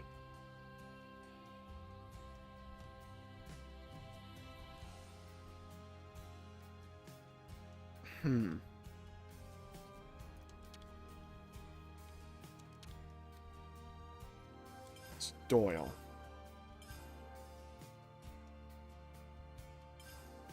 Said to have a familial relation to the founder of Vandom, with scant extant records suggesting they were likely brother and sister. Likely, but not entirely. Fought alongside the founder of Vandom, then, who was the elder of the two.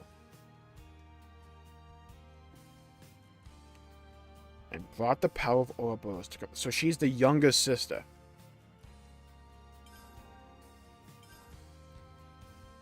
Okay, there's another perspective I'm not considering here. We're assuming this is the same kid from the flashback in Chapter 6. It could be another iteration of Noah and Mio's story. And another one they had 2 kids instead of just the one. That could also be the case. Gotta keep nice and limber.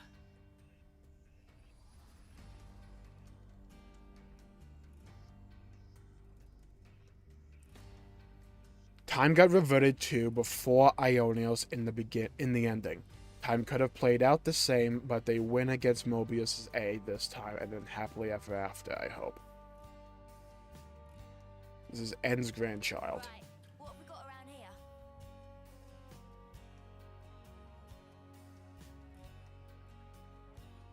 I mean, maybe? Maybe Faye thinks N killed his Noah because everyone would think he disappeared since everyone who saw his face in the OG said he was killed, and N usually wears his mask. You killed my grandfather.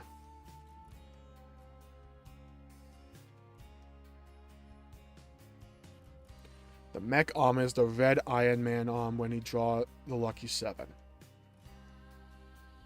Right, I know that.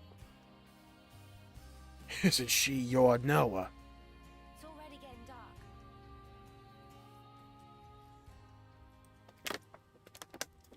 dark. Dang, I need to think about this. Okay, so. The beginning of the timeline, the beginning of the family tree. Rex and Mio. That's the important one here.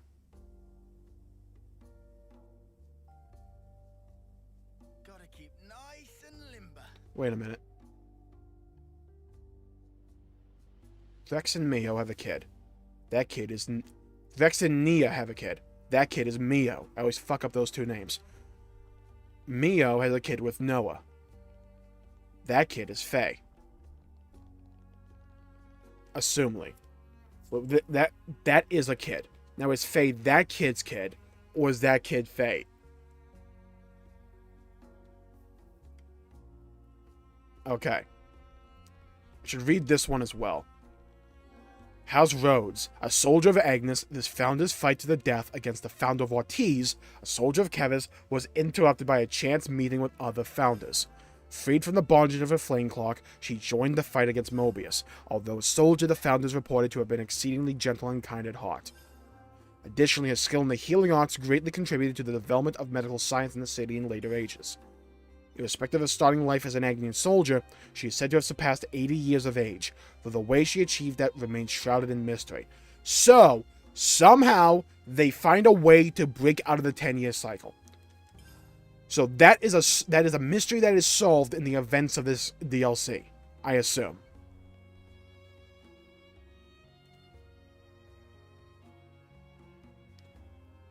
Laura feels was treated as a throwaway in the direct. What was it? Healer Hero has 2 rings.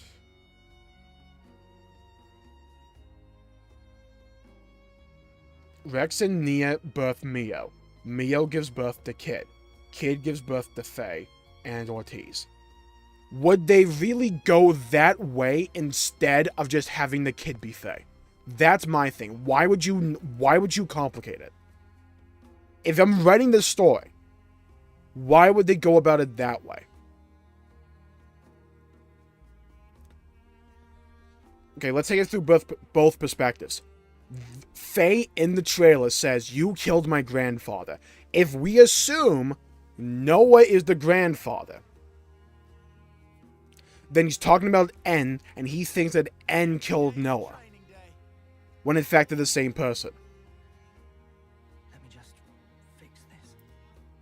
If we assume Faye to be Noah and Mio's kid, then that would mean that grandfather would refer to Rex.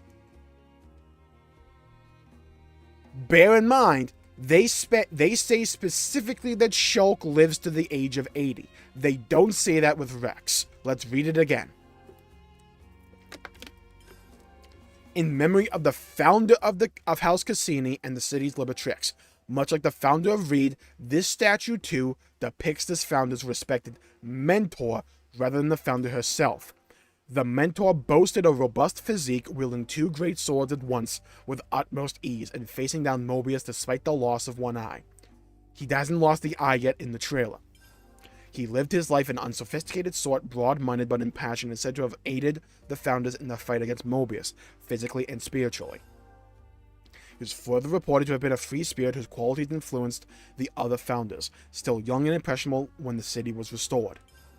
Indelible proof of his rebellious spirit can be seen from time to time again in the ethos of the house in generations to come.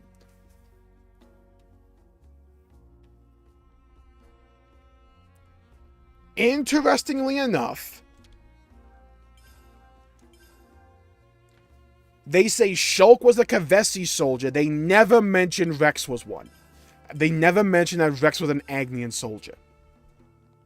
Which would fall into line with the idea that we have that all the soldiers of Agnes are the blades from Xenoblade 2. Which leaves the question, what happened to the drivers?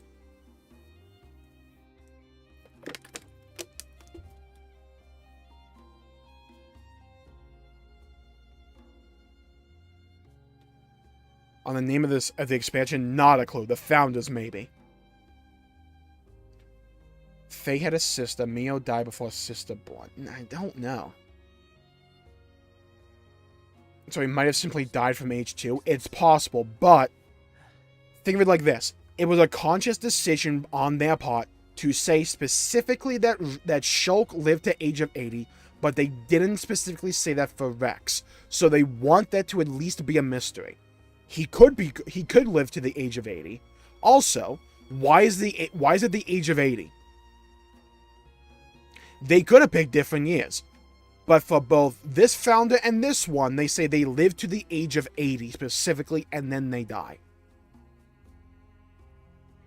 Were they not able to actually break the cycle, but were they able to somehow extend their flame clock to a maximum of 80 years?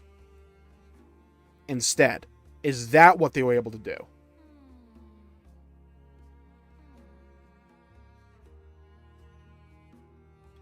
Will we see Rex get killed? We'll see him lose his eye probably, but I don't know if we'll actually see him get killed. There's so many questions here. The biggest question is, who the fuck is Faye? Is Faye Noah's kid or Noah's grandkid? It could be one of the... It could be either or. It could also be that we are assuming that the kid they showed in Chapter 6 was Faye. It could have been that Noah and Mio had 2 kids in another loop instead of just this one. Oh my god, wait a minute. Wait a minute. Wait a minute. Wait a minute. Wait a minute. They say this is the younger kid. So Noah and Mio have this kid and then this kid. But we are assuming they come from both of the same cycle. What if both Noah and Mio were reborn, had another kid, that kid is this one, and since it's the same parents, there would be the sibling would be like a 10-year age difference. Who lives to 80? Shulk and this one. House Rhodes. House Rhodes and Shulk lives to 80. She is said to have surpassed 80 years of age. They don't say specifically. They only keep saying 80. Why aren't they specific here? And why are they so focused on saying 80?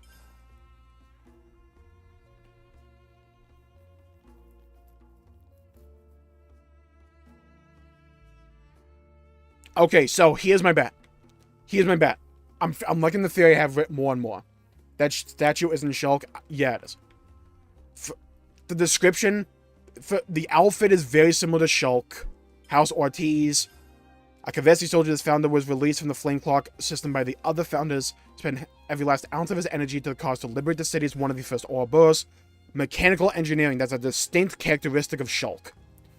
Fought not with blade, but with a weapon of his own fabrication, which is the artificial Monado that he forges himself.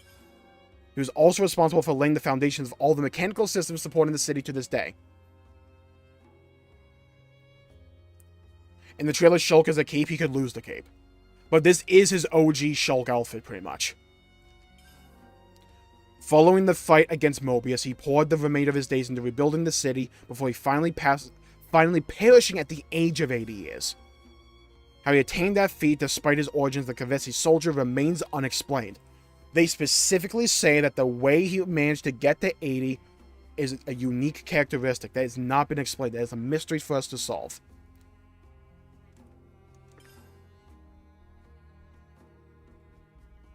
He's the one with the cape. The problem is both of these fit the description of Shulk. That looks like Shulk. This looks like Shulk from the DLC. Let me look at the trailer again. Tell me why! Is this really what you... Look at the hair. The hair's short. The hair doesn't match here. This is that's long hair. The hair matches that one.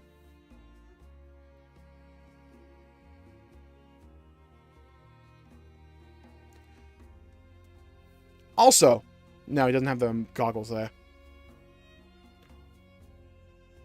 As a sign of the statue depicts the founder's mentor figure. Founder's master was unconnected to her by bonds of blood. He raised her as would bereft of a child of one's own, it is said. Calm and constant disposition, sight of him on the battlefield, great red sword in hand, struck fear to many a Mobius. Though the vicious struggle against Mobius cost his ferocious figure warrior's right arm. So the sword, right, that screams Mobius. That screams Monado. Right, it just does. Hone his martial skills each day. This could also be Dunban, though. Like, we brought that up early in the stream. The thing here is that's Shulk's hair and that's Shulk's outfit. Like, that's his OG Shulk outfit. Why wasn't he reborn? He could have been ripped out of the cycle.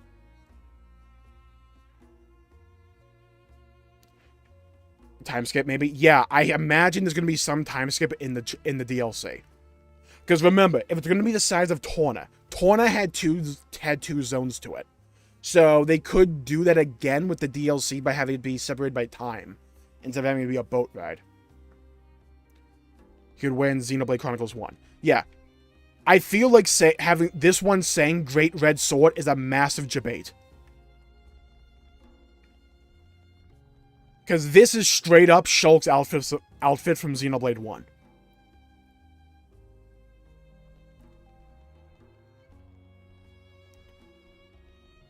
This one also kind of sounds like Dunban.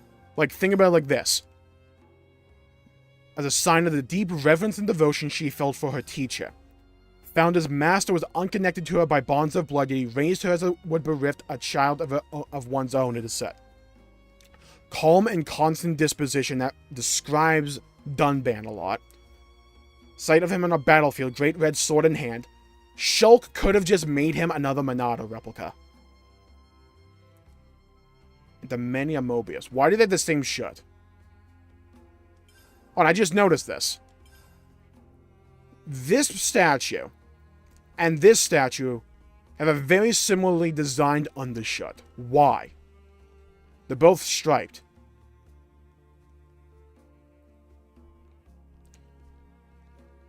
Okay, this is absolutely the outfit that Shulk has on in the trailer.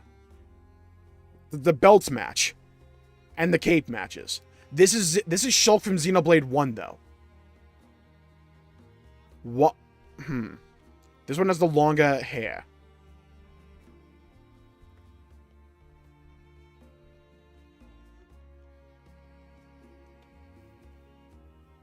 Nature of Xenoblade 3, you still don't know if it's a sequel or a prequel. That is another assumption we are kind of making. We are assuming it's a prequel. It could absolutely be a sequel somehow.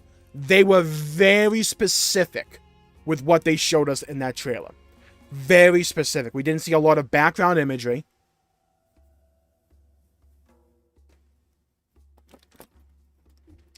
There's a lot of things there that we're kind of assuming there that could be recontextualized within the game. Let me just fix this. Noah's sword is red. Shulk Ortiz. Muhammad, that sounds likely to me. Because here's my thing. There are two grand mysteries for me. What is the relationship between Faye and Noah? Is he the son or the grandson? And who are these two statues depicting? Because this is straight up the outfit Shulk has on in the trailer for the DLC. Straight up the outfit. This is straight up Shulk from Xenoblade 1. Why are they different?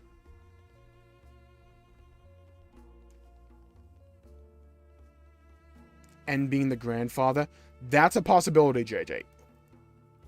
It could also be that he's referring to Rex and that Rex dies in the DLC somehow.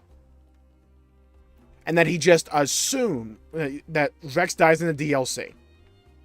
And that the way that Faye has a sibling is that Noah and Mia were reborn in the cycle again, met up, had another kid, and that kid was this one. And then these two eventually found each other. That could be the case.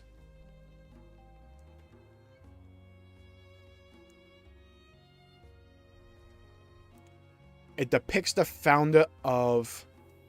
It depicts the mentor. I need to see the trailer again.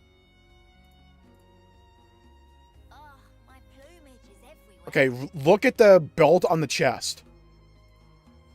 The belt on the chest is there as well. Now, it's the same undershirt. Tell me why. Is this? You can see the belts there. The same undershirt, same shirt, has the same belt on the forearms there. Really what you want? Nothing's gonna get through to him. He's a heartless machine. Get through to him. He's a heartless machine. Really what you want? How are we doing this? The hair's wrong, though. Here's the thing. Shulk has short hair here. This statue has longer hair.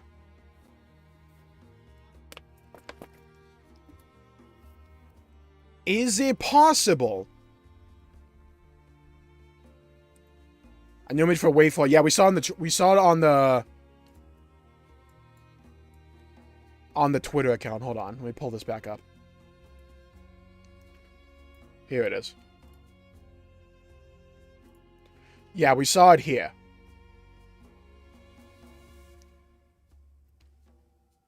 We know he's a fist fighter, so we know this guy is this guy. Looks exactly the same, and they both use fists. Is this not live? Yeah, I'm live. Hello, hello, hello, YouTubers. Welcome to the stream. Hope you're having a good day. Always a pleasure seeing you around. There's going to be a time skip, most likely. I entirely agree with that. I think the Shulk Vex Alvis thing happens, and then there'll be a time skip to the Faith thing. However, the reverse is possible here. And there's a possibility that we need to consider here, is that half of it's a prequel, the half of it's a sequel to 3. Tis the dawn of a new day. I don't know how likely that would be. Wait a minute.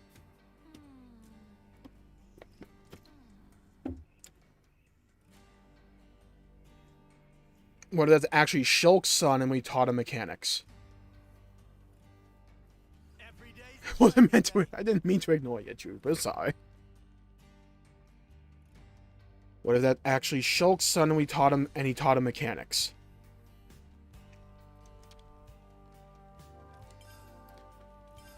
Rather than the founder herself, the statue depicts the founder's mentor figure as a sign of the deep reverence and devotion she felt for the teacher. Okay, so there's a possibility here. The possibility is that this isn't Shulk, but Shulk gave him essentially his outfit from Xenoblade 1 and taught him how to be a mechanic.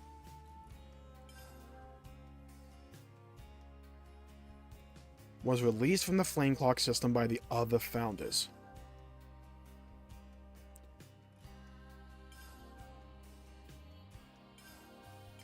It could also just be the same, like someone said earlier.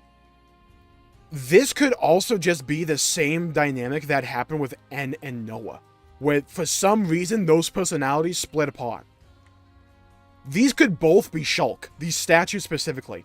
This Shulk could be the one that was trapped in the 10-year cycle, explaining why he looks young here. This could be the Shulk that was out of it, which is why he was older, and why he also has the same outfit from Shulk in the trailer, and has the Great Red Sword. So these could both be Shulk.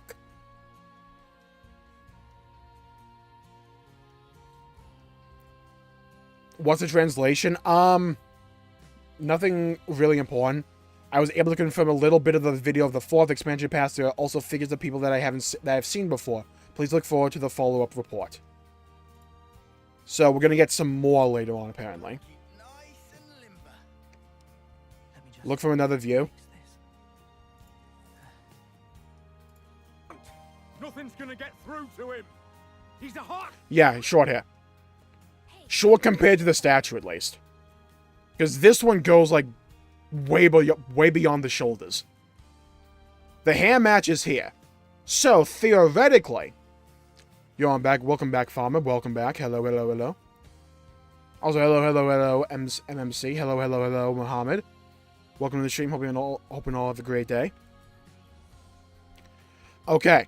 Potato, we have been theorizing. And we have some wild-ass theories. At least I do.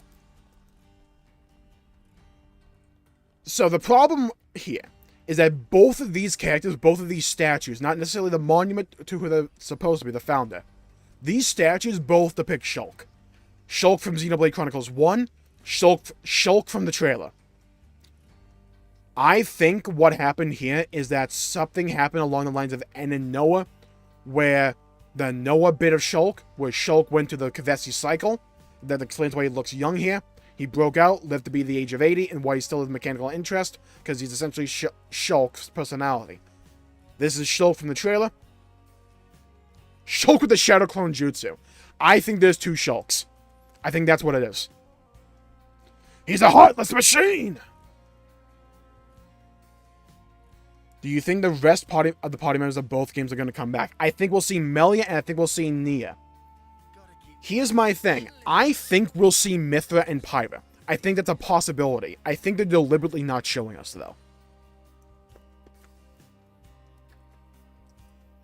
Because Shulk builds his swords. Where the hell does Rex get his Aegis swords? Does Shulk build them for him?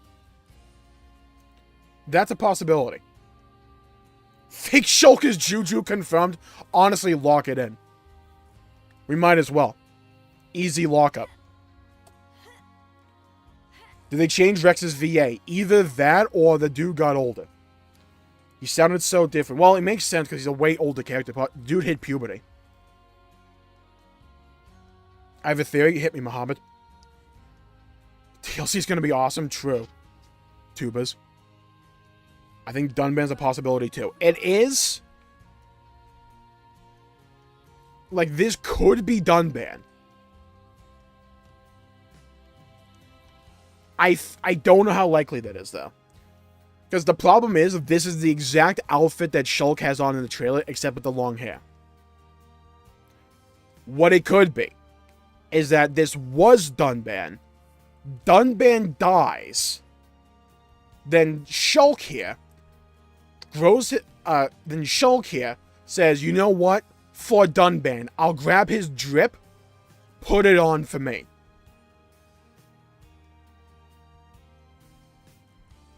Shulk building the Xenoblades? Yeah, I think Shulk builds the Aegis swords so Rex can use them in Ionios. The statue could be depicting Dunban here. Dunban dies somehow. Shulk in mourning says, you know what? I'll take up the mantle of Dunban. I'll take up his clothes, don them. Or, these are both Shulk and they just split personality like Noah and N. I'm willing to bet it's Shulk's split personality.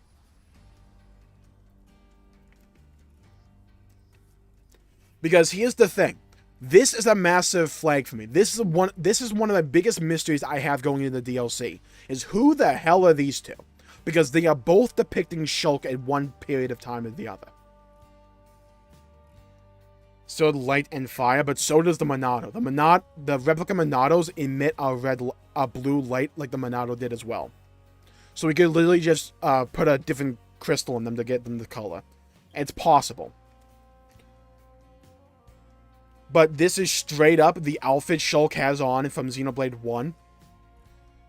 This is the outfit Shulk has on from Xenoblade 3's DLC. Was hugely involved in making Origins, so somehow this happened, hence why there isn't any other Rex because he wasn't. I think that's the case, Mohammed. I think you're bang on the money with that. Hey, did you guys hear something? Hugely involved in making Origins, so somehow this happened. My iPad. Oh no. My plumage is everywhere. Rex's swords and Shulk built like Pyra and Mithra channel the ether into them. It's possible because we know. Here's the thing. A lot of people say that the story of Eno's character wasn't anything significant. That was just a fun time. There is one mechanic there that we kind of glossed over. It does establish that the driver blade combo works in Ionios. So that combat style can work in Ionios. So, is it just the case that Mithra and Pyra were there in the trailer, but they were off screen and weren't shown to us?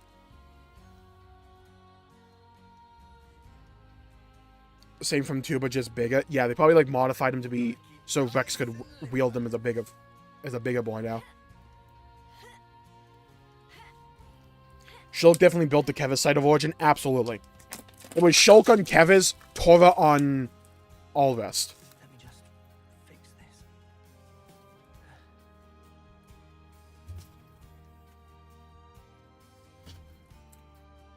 Maybe they made artificial blades for Rex. Possible. That could also explain the line from the trailer. He's a useless machine! Oh my god. Okay, imagine, right? I should write this all down. This is... I don't believe this, but imagine for a second. Let's have a little bit of fun with this. Imagine if Pyra and Mithra weren't there for some reason, but Rex still needed a blade. So Shulk and Tora built an artificial Malos to be an artificial Aegis blade for Rex so he could use the Aegis swords. That would be comical. He can build anything. Yeah, he essentially builds the city. So, like, the systems from which the city work is because of Shulk. Or at least this guy. Into his DLC as canon. Here's my thing. Like, it doesn't really matter. I don't think it is. I'm pretty sure the DLC is non-canonical. Maybe they have a reference in 3's DLC. Had the Zanza wings. He absolutely did, Potato. 100% he had the Zanza wings. We can go over to it right now. Yeah, like, these are straight up the Zanza wings. Like, not a doubt in my mind. These are the Zanza wings. But also, Potato. People pointed this out earlier. What he's standing in front of looks like the Fog King Rift. So that could be brought up again.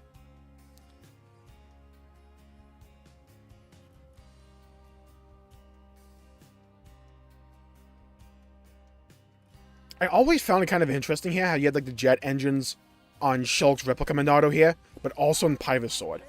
Plumage is everywhere. Look, I said this from before. I did not fucking bet that the Fog King was the one jabroni from Mortitha. I never bought that for a second. I feel that they're teasing some kind of overworld mechanic that they can take into the future. Because I don't think they want to just rely on the Conduit or the Aegises going into the future. They want to establish something new. used the first Monado, not the true Monado, even used Maineth Monado. That's a good point, Muhammad. I think for Alvis, it probably doesn't matter here. He could have literally just created it in the vision of the first Monado. Because this is the thing we have to bear in mind. The Monados had their strength because of the conduit. The conduit isn't here anymore. So the Monados themselves shouldn't hold all that extraordinary power anymore. So they could have just forged a sword in the image of the Monado one. With you in your next Xeno video. Okay, Grandma, please. Thank you for tuning in. Always a pleasure seeing you around. Stay safe. Have a great evening. Hope to see you again next time. I mean, Shulk even named his sword after Rex, but arrived too...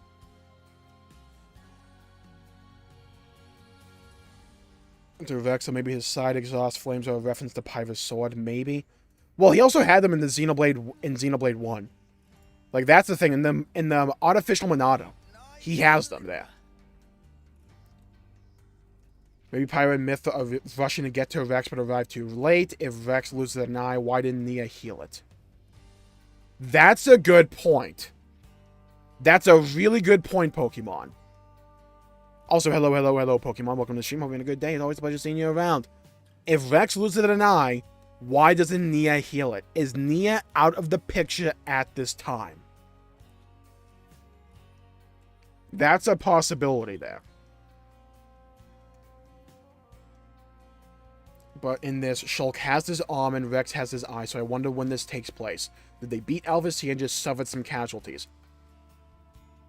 That's a possibility, Archer.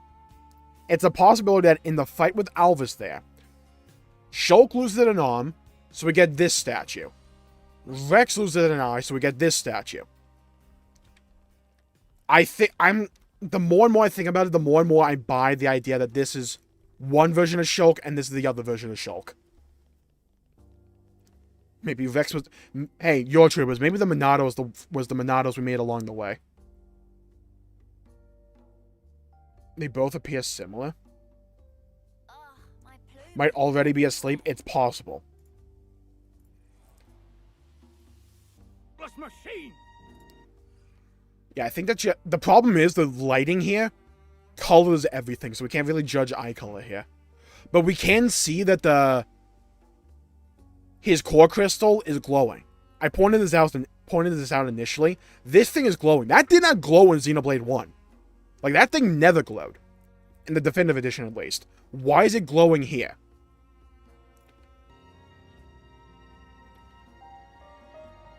And then... Okay, here's the fake out. They show this flyover, very reminiscent of Xenoblade 1, by the way. This is straight up the Bionis... This is straight up the Bionis leg. Like, straight up. It's also, as someone pointed out earlier, likely to be that piece of grassland over to the left of Atia. There's a giant little island there that we just never went to in Xenoblade 3. Which is weird considering we go to pretty much everywhere else. Why would they design that? That could be where the DLC takes place.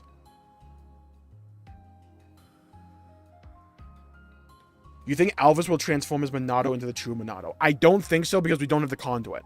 Unless they go with my theory, and my theory is correct, that the conduit is a symptom, not an actual overall mechanic. That collective consciousness or unconsciousness can physically create very powerful things. We already kind of have that with Z. Was the conduit also something like that?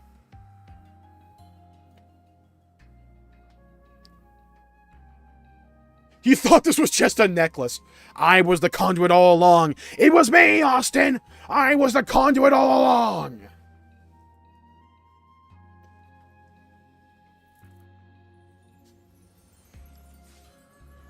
The House Vandom guy is probably Noah's grandson. Funny you mentioned that, Potato, because I had a theory earlier today. Earlier in the stream. So, the problem is, this founder has a sister right here. These two are siblings. In chapter 6, we only see Noah and Mio have the one kid. We assumed that to be this founder. We assumed that to be Faye. However, where'd the sibling come from? There are two possibilities to me. One that Chad brought up and one I brought up. The Chad brought up saying, hey, this could be actually Noah's grandson. And then when he's saying, you killed my grandfather, in the trailer he's referring to Noah, thinking N is a separate character, and that N killed Noah. However, I think there's an also distinct possibility that when Noah and Mio died after having Faye, or after having their kid, they were reborn in the cycle, brought back again, or brought together, had another kid, that was this kid. So that explains why this one's the younger sister. I think that's a possibility. Either of those could be the case. You think Shulk is an Ouroboros? I think Shulk... Look, I don't think there's a lore reason to do this. I just think it's so much fan service, you pretty much have to do this. Shulk and Rex will interlink at some point. I think that will happen. And I think that might be how they actually end up beating Alphys. Is that Shulk and Rex have to interlink. Because they'll have to activate an Ouroboros stone, maybe. Actually, I don't know. Well, they have multiple Ouroboros stones. They could be grandchildren, not the direct children. They could be. Should be before the world fusing. How the fuck are they Shulk and Rex together? Because they could be, like, right after the world fusing. Oh, they could be, like, at the very beginning of Aeonios. Like, in that first, like, 1,000-year window, maybe. Mio died in the same bed she had Noah's son was born. Right. However, they were always reborn. So Mio and Noah on the next cycle could have had another kid, that kid being this one. Because, bear in mind, Cat is. That screams to me Mio's kid. This kid looks like Noah, same ponytail as well, Faye as well. Also has the same mechanical arm that Noah has with Lucky 7 eventually.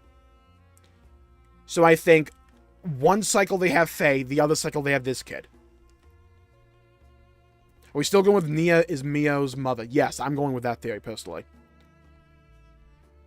Had a daughter and just wasn't shown on screen, lazy but possible. Possible? Two male interlink?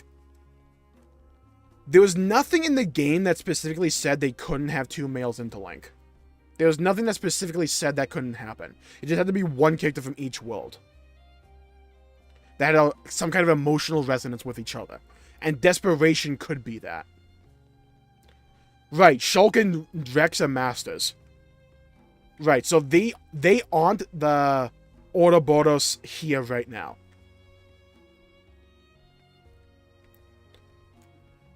But they could find some kind of way to get around it, like a temporary interlink maybe. They could just write whatever the fuck they want, let's be honest here. If they think it's cool enough and they wanted to put it in the story, they could do it.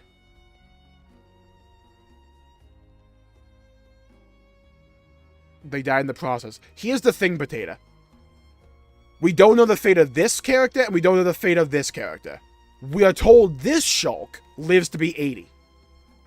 We are told this character lives to be greater than 80. We don't know when Rex dies, and we don't know when this Shulk dies.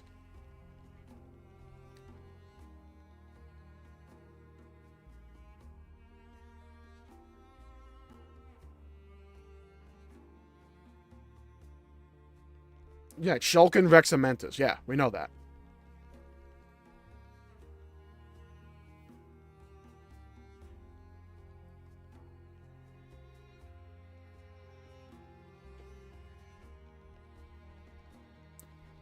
Okay, relax, Trippers, relax.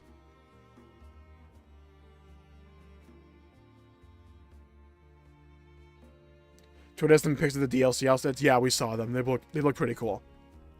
Cool, a bunch of cool throwbacks. My thing is, who is this character? Who the hell is she?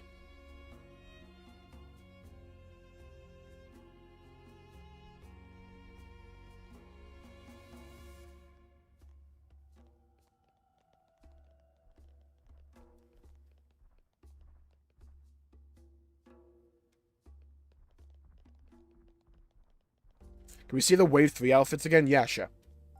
Let me just go over to the deal. Let me just go over to Twitter.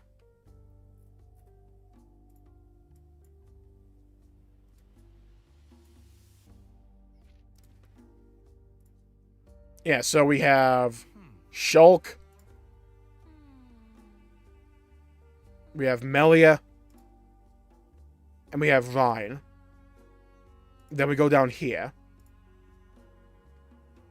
We have Nia's blade form. Totally got that. We have, I believe this is Bridget. And then we have Jin's Blade Eater form. Also, I've been having this kind of theory by myself. They give Bridget's outfit to Senna, who has the same hairstyle, the same fiery hairstyle as Bridget. I'm just saying. Every day's a training day. Oh yeah, it's Lance time.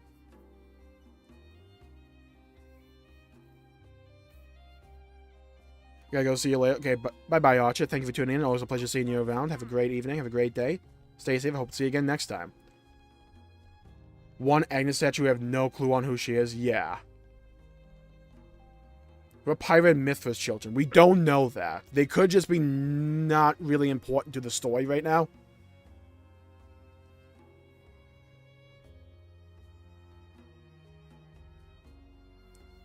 Rex having dual anchor shots. It would have been cool. I don't know how practical it would have been, but it would have been cool.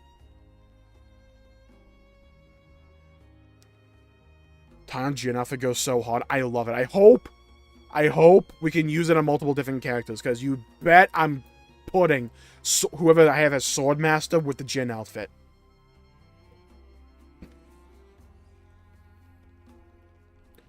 Okay, oh, I want to see what the pairings you said. I always forget the name of the houses. Ortiz and Rhodes are interlink partners. Who the fuck is this one? Cassini. Who do you say with Cassini?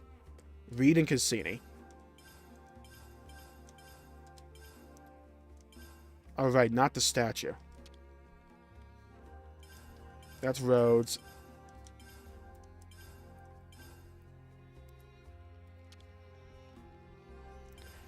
House Vandam and Doyle.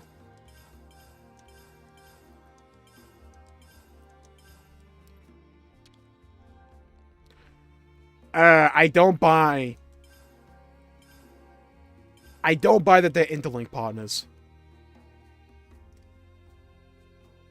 Because they're siblings. Could that be... Could they? And interlink mechanic works because it's two worlds colliding. Or two different worlds joining.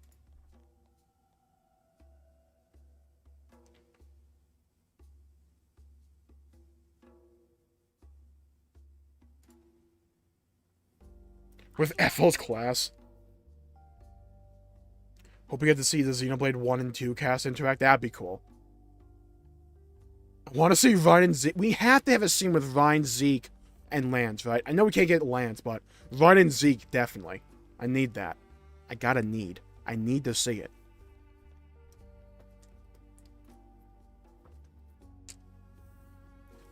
Vandam has the Agnes Iris. Doyle has the Kevis Iris. One day I will remember what the names of these houses are. One day. Not today, but one day. Oh, right, it's these two. Oh, interesting spot, IA.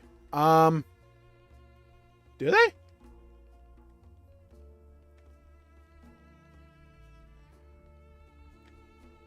So Doyle's next to Shulk. Oh, I see what you're thinking. So you're saying characters over here have the Kevis Iris, these characters have the Agnes Iris. If this is Agnes, right? Yeah, that makes sense too with the placement here.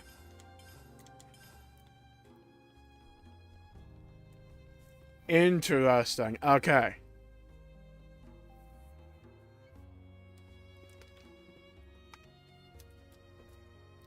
Wait a crap. We have never seen a catgirl on Kevis. I know that's a weird thing to point out, but we have never seen a catgirl with Kevis.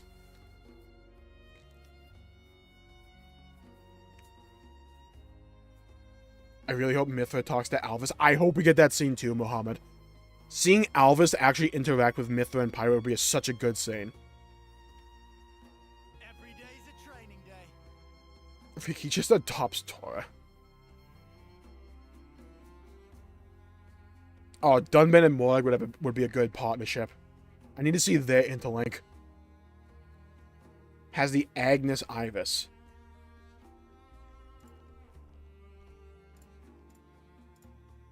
Killing Granddad wasn't enough for you? Yeah, he does.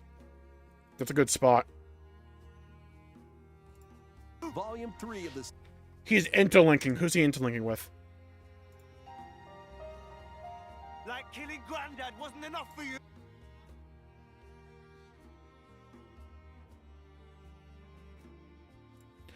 Right, we pretty much identified this as Mio's thing, right? Like, we pretty much identified that. Also, as the cat is. Where is it? Yeah. Yeah. My god. Doyle is Noah's daughter. Yeah, I know that. I know that, IA. I believe that, yeah. I hope the DLC is 375 hours long. They did say before that it's going to be roughly Torna length. So Torna was probably about 20, 25 hours. My question is, though, here's my thing. Do they count the side quest into that time? Or no? How side quest heavy will this DLC be? That the interlink. Oh, did I just fucking miss that?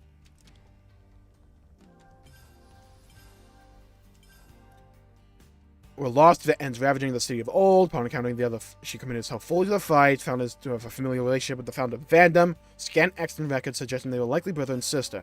Alongside the founder of Vandom, then, who was the elder of the two and brought the power of Ouroboros to completion. Okay, yeah, I missed that. Okay. Said to have been bright and wise, this founder laid the cornerstone for much of the city's governance and legal system. Okay, these two interlink. I think I know the process here. So these two are both teachers, mentors. House Cassini. The statue 2 depicts the founder's respective mentor rather than the founder herself. Now, get out of this. Bamboozling me. Okay.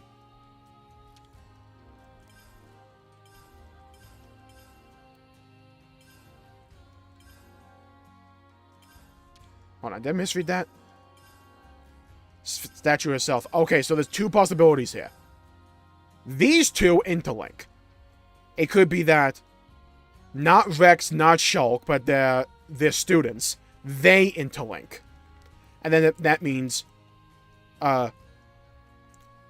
Great Value Shulk and this person interlink.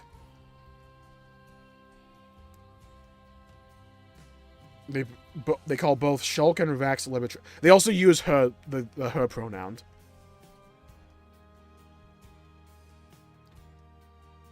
Before the game comes out, hey, stay safe, Yoshi. Stay safe. As in, yeah, these two are women. But their mentors are Shulk from the DLC and Rex. They might interlink. Or it could be that this one interlinks with Shulk. This one interlinks with her. I don't see why they would do that. I feel like if you're designing this and you know the characters already, you do it like this. You pair Agnes on this side, Kev on this side, and then directly across from each other, this way, are the interlinks. So, this one interlinks with this one interlinks with this one, and then this one interlinks with this one.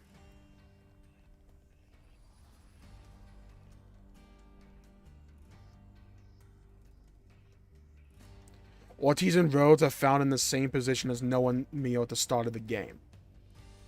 Ortiz and Rhodes. Ortiz.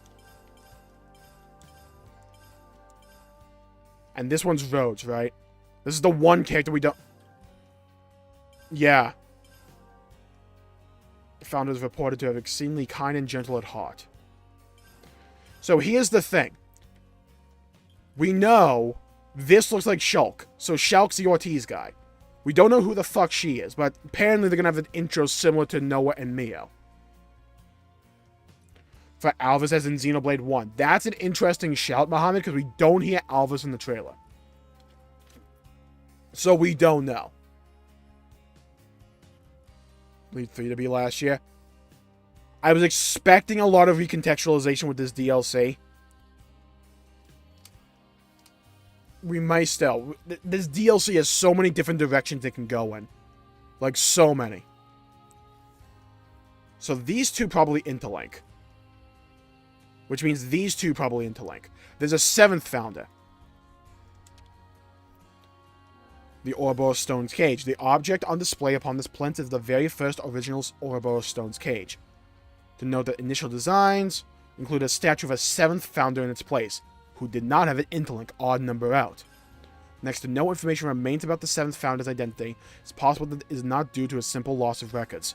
Rather, historians speculate that this was a result of a conscious decision by the 7th founder. Personally, there's no way Shulk would interlink with anyone other than Fiora.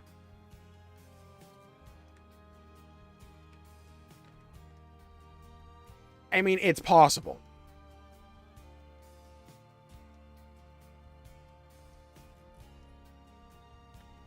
Healer. It could also just be that they interlink, but they don't love each other, right? Like this, I'm expecting 2 different Shulk characters. I imagine this is more Shulk from Xenoblade 1. This is just the Shulk. This is like the Noah version of Shulk. This is what Shulk is to that Shulk, like Noah is to N. Who is the 7th founder? I had a theory earlier that it's Alvis. Because it explains why they didn't want to show him here. That Alvis is mind-controlled at the beginning of the DLC. Rex and Shulk have to break him out of it, sustain wounds. Shulk loses an arm. Rex loses an eye. Alvis is able to break free from the mind control or whatever, or persuasion.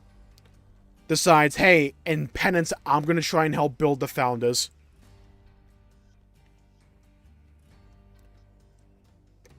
But I don't want any credit.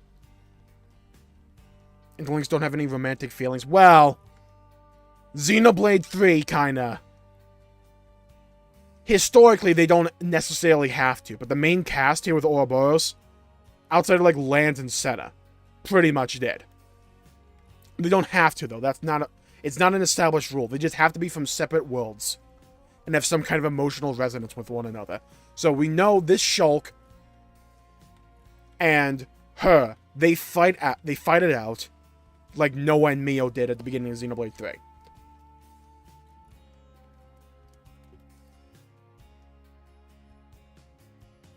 Exactly, IA. These two are siblings. They don't love each other romantically, but they're able to interlink either regardless. Because Faye has the Agnes Iris. We assume she is on the Kevis side, so she will have the Kevis Iris. My only red flag with that, despite the fact that it's probably correct, is that she's a cat girl. The cat girls are all have been from Agnes. We only seen Hyantia for Kevis.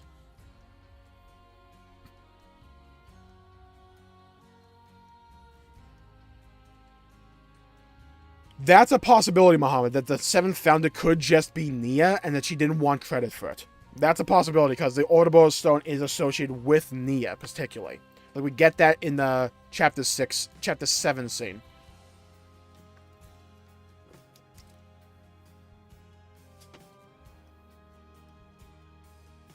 Okay, so, the theory we're working with right now. These two interlink.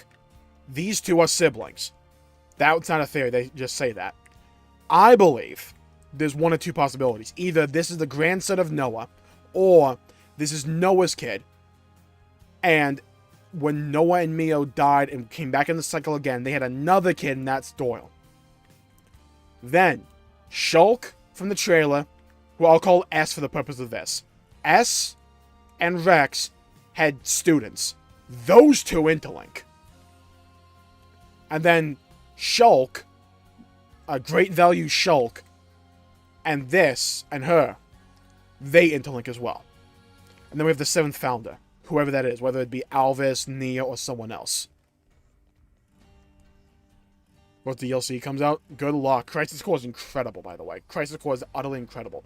We're not expecting the story DLC to be till like the end of the year, by the way. The thing we're getting next week will be the new character. So it'll be this character and the roguelike.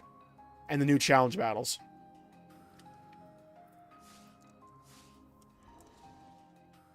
So that's what we're expecting.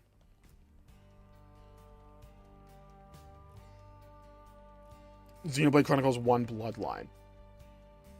Right.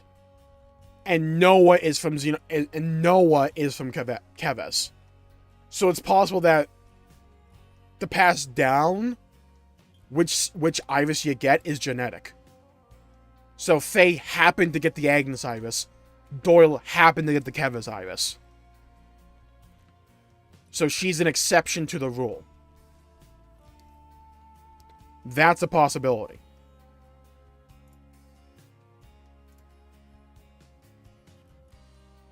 There's so many different directions they can take this story. Let me just... Like, so many.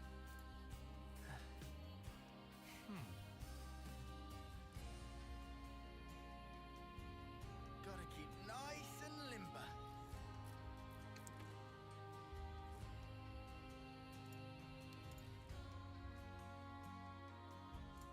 Okay, so, what are the other theories we're working with? The thing that particularly stood out to me was how this trailer was framed.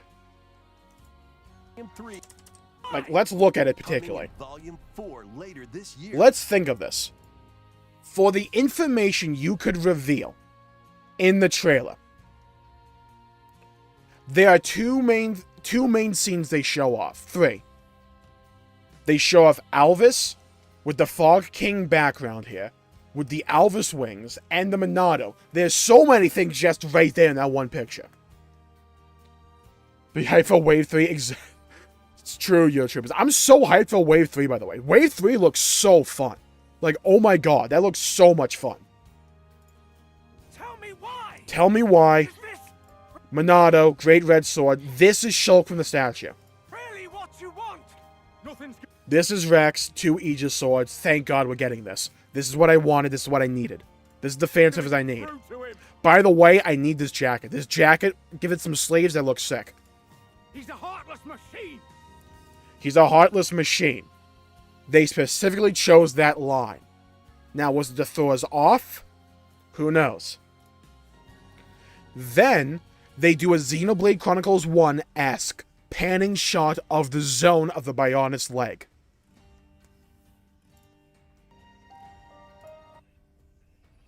And you can even tell from the framing here.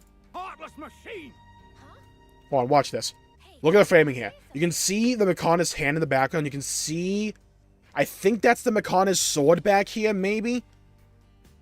This might be Oriah. But this is absolutely the Mechonis hand. We look in the map.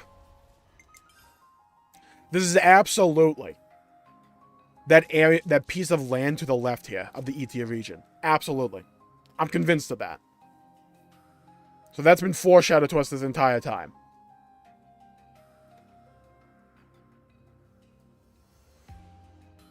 Is the direction of the hand fucked up?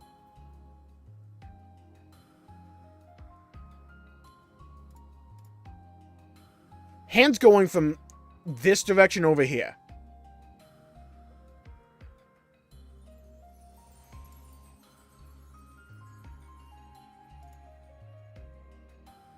Yeah, the hand's in the wrong direction.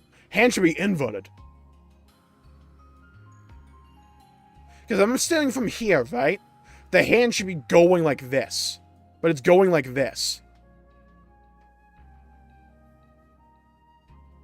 That's Mortar Dane's hand. Where is that in the world?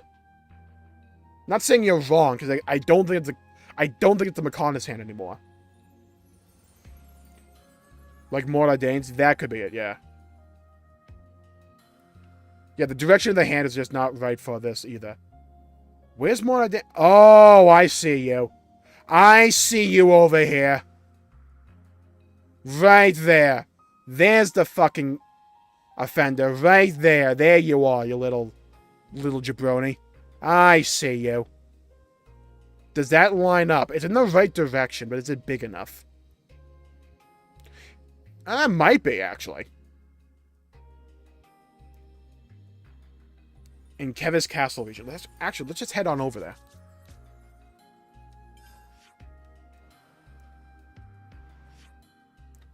Let's head here. The castle will be in the way. Let's go over here.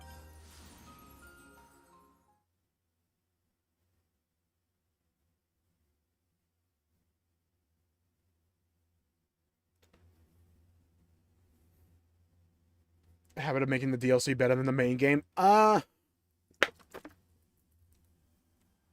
It's really good. Okay. Where the fuck are you? Map. Go to the farthest left skip point in Pentalus. Okay. What, do you mean like right here? That's... Oh, farthest right. Gotcha. Like right around here then. I'm gonna look up.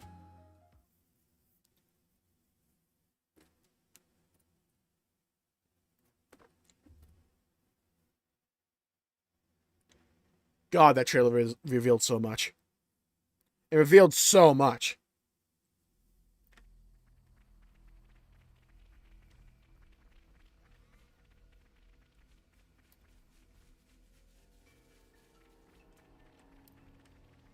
Maybe. Like, I can kind of see it.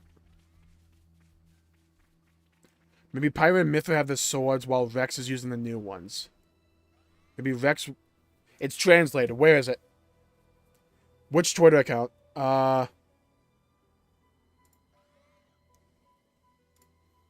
Wait, what's translated?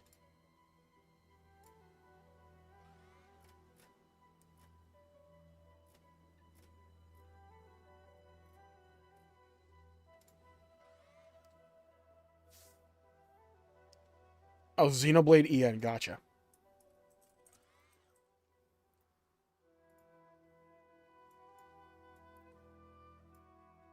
Okay. Let's pull this up. Want to follow along? I'm going to put it in the chat.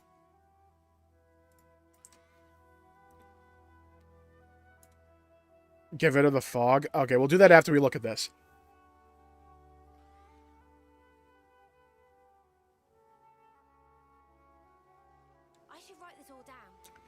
We were able to show just a tiny sneak peek towards the 4th volume of the Xenoblade Chronicles 3 expansion pass. Looks like there are some familiar faces, however, stars are a completely new protagonist. Look forward to more upcoming details. Stars are a completely new protagonist, so Faye is the protag.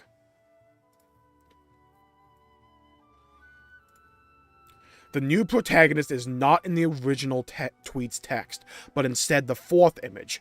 Check the text for a more direct translation. I was wondering what the fuck this meant. So this is saying that this is Faye's the new protag. I kind of expected that. You know, special throwback costumes by completing the roguelike challenge battles in the... Yeah. Every day's a training day. Wait, what the hell is this? When maxing out your class rank with Masha, you'll unlock her Lapidatus Extraordinaire outfit for free use on the character you've done such with. How's it? Oh my god. Look at this. I kind of like it. That's kind of nice. You put lands in that immediately. You're able to use this to bestow various effects upon your party members with the items she creates. Create them using Edic matter. Aim to collect as many or... Oh, so it's like the high ether.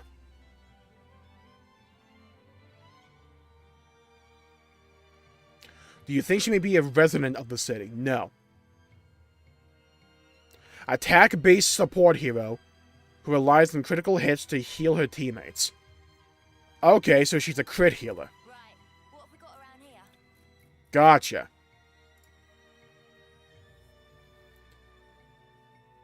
Walk as far east to the corner as you can.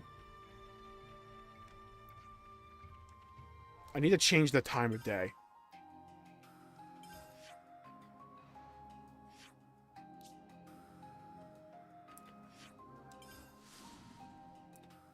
Okay. Oh, yeah, there we go. Okay, yep. Yeah, I see it. Yeah, that's Monodane. Straight up, yep. Yeah, okay, that's... Okay, that's not ideal. Not ideal at all. And no one died that day and Xenoblade 3 ended. Well, I really hoped you liked the view. I actually still see it here, even with the rain. Okay. Now. That's Monadane's hand. So it's still the same layout. Okay, cool. So this is still that land all the way over here. Now the map makes sense to me. So if you notice in the A-tier region to the left here, there's a piece of land we just never went to. That seems to be where the Bionis leg is, which is where the trail is doing the panning shot from, which is very Xenoblade Chronicles 1.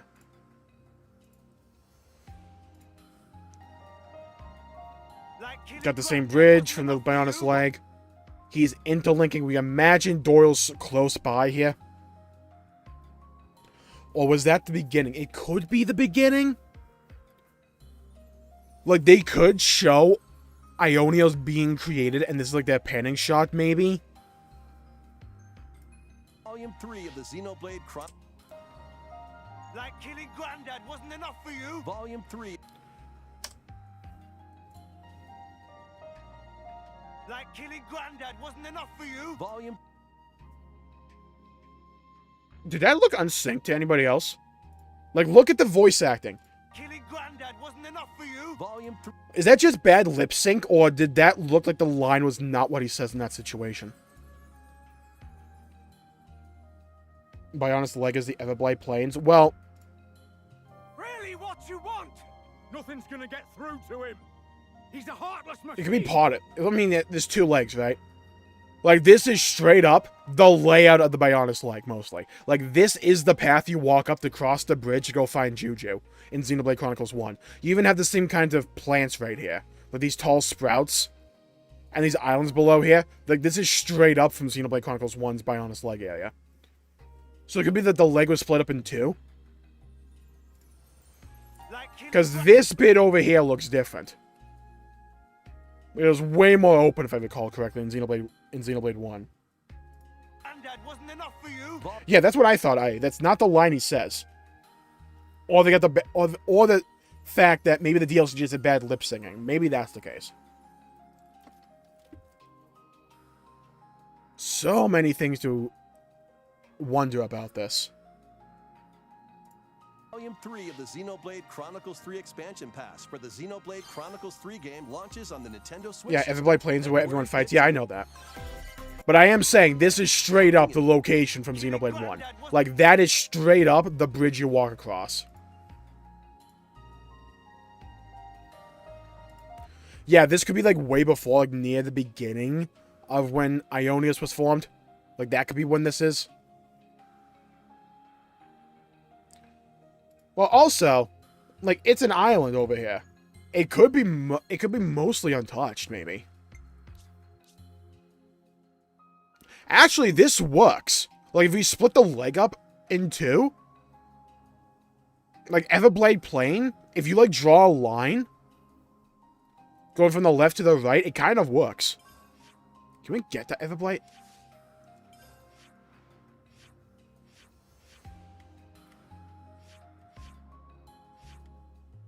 Yeah, let's go here. I want to see something. Can we see this area from here?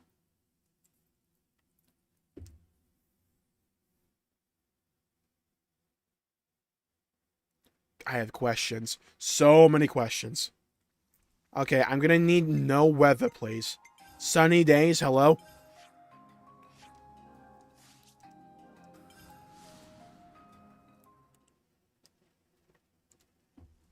But he's a fighting Bionis leg? Yeah, that's possible. What the fuck is that? Oh, yeah, part of the leg. Okay, where's the map? Where's the map? Where's the map?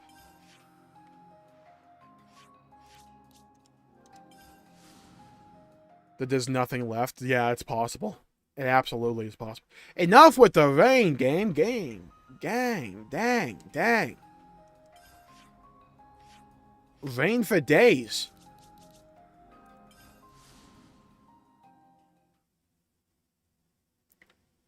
It don't stop. It doesn't stop.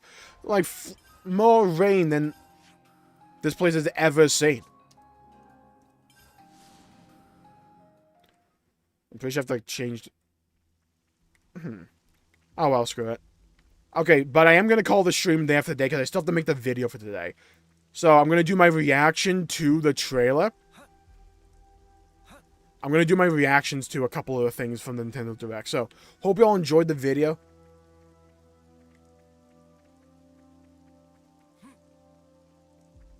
And then do the trailer. Yeah. So I'm going to call the video day after day. Thank you all for tuning in. My pleasure making the video and the stream. If you enjoyed it, please leave a like and subscribe. If you leave the channel out, and help support future content, and I greatly appreciate it. Tomorrow, I will be making, I guess, part 1 of multiple theories for Xenoblade Chronicles 3. So stay tuned. I'm going to think about it some more. I'm going to sleep on it, theorize, think on it, let it percolate in the recesses of my mind, and we'll get a theory cooking up for you all. Hope you all enjoyed the video and the stream. If you did, please leave a like and subscribe. The bell icon to be notified for future videos and future streams. Thank you all for tuning in. It was a pleasure talking to all of you. That was a wild Nintendo Direct. I loved that. That was a really good Direct, in my opinion. One of my favorites that I've ever seen. So stay safe, have a great day, go play some video games, and I'll see you all next time. He's a heartless machine! Goodbye, IA, goodbye, YouTubers, goodbye, everybody. Have a great evening, stay safe, have a great day, and I'll see you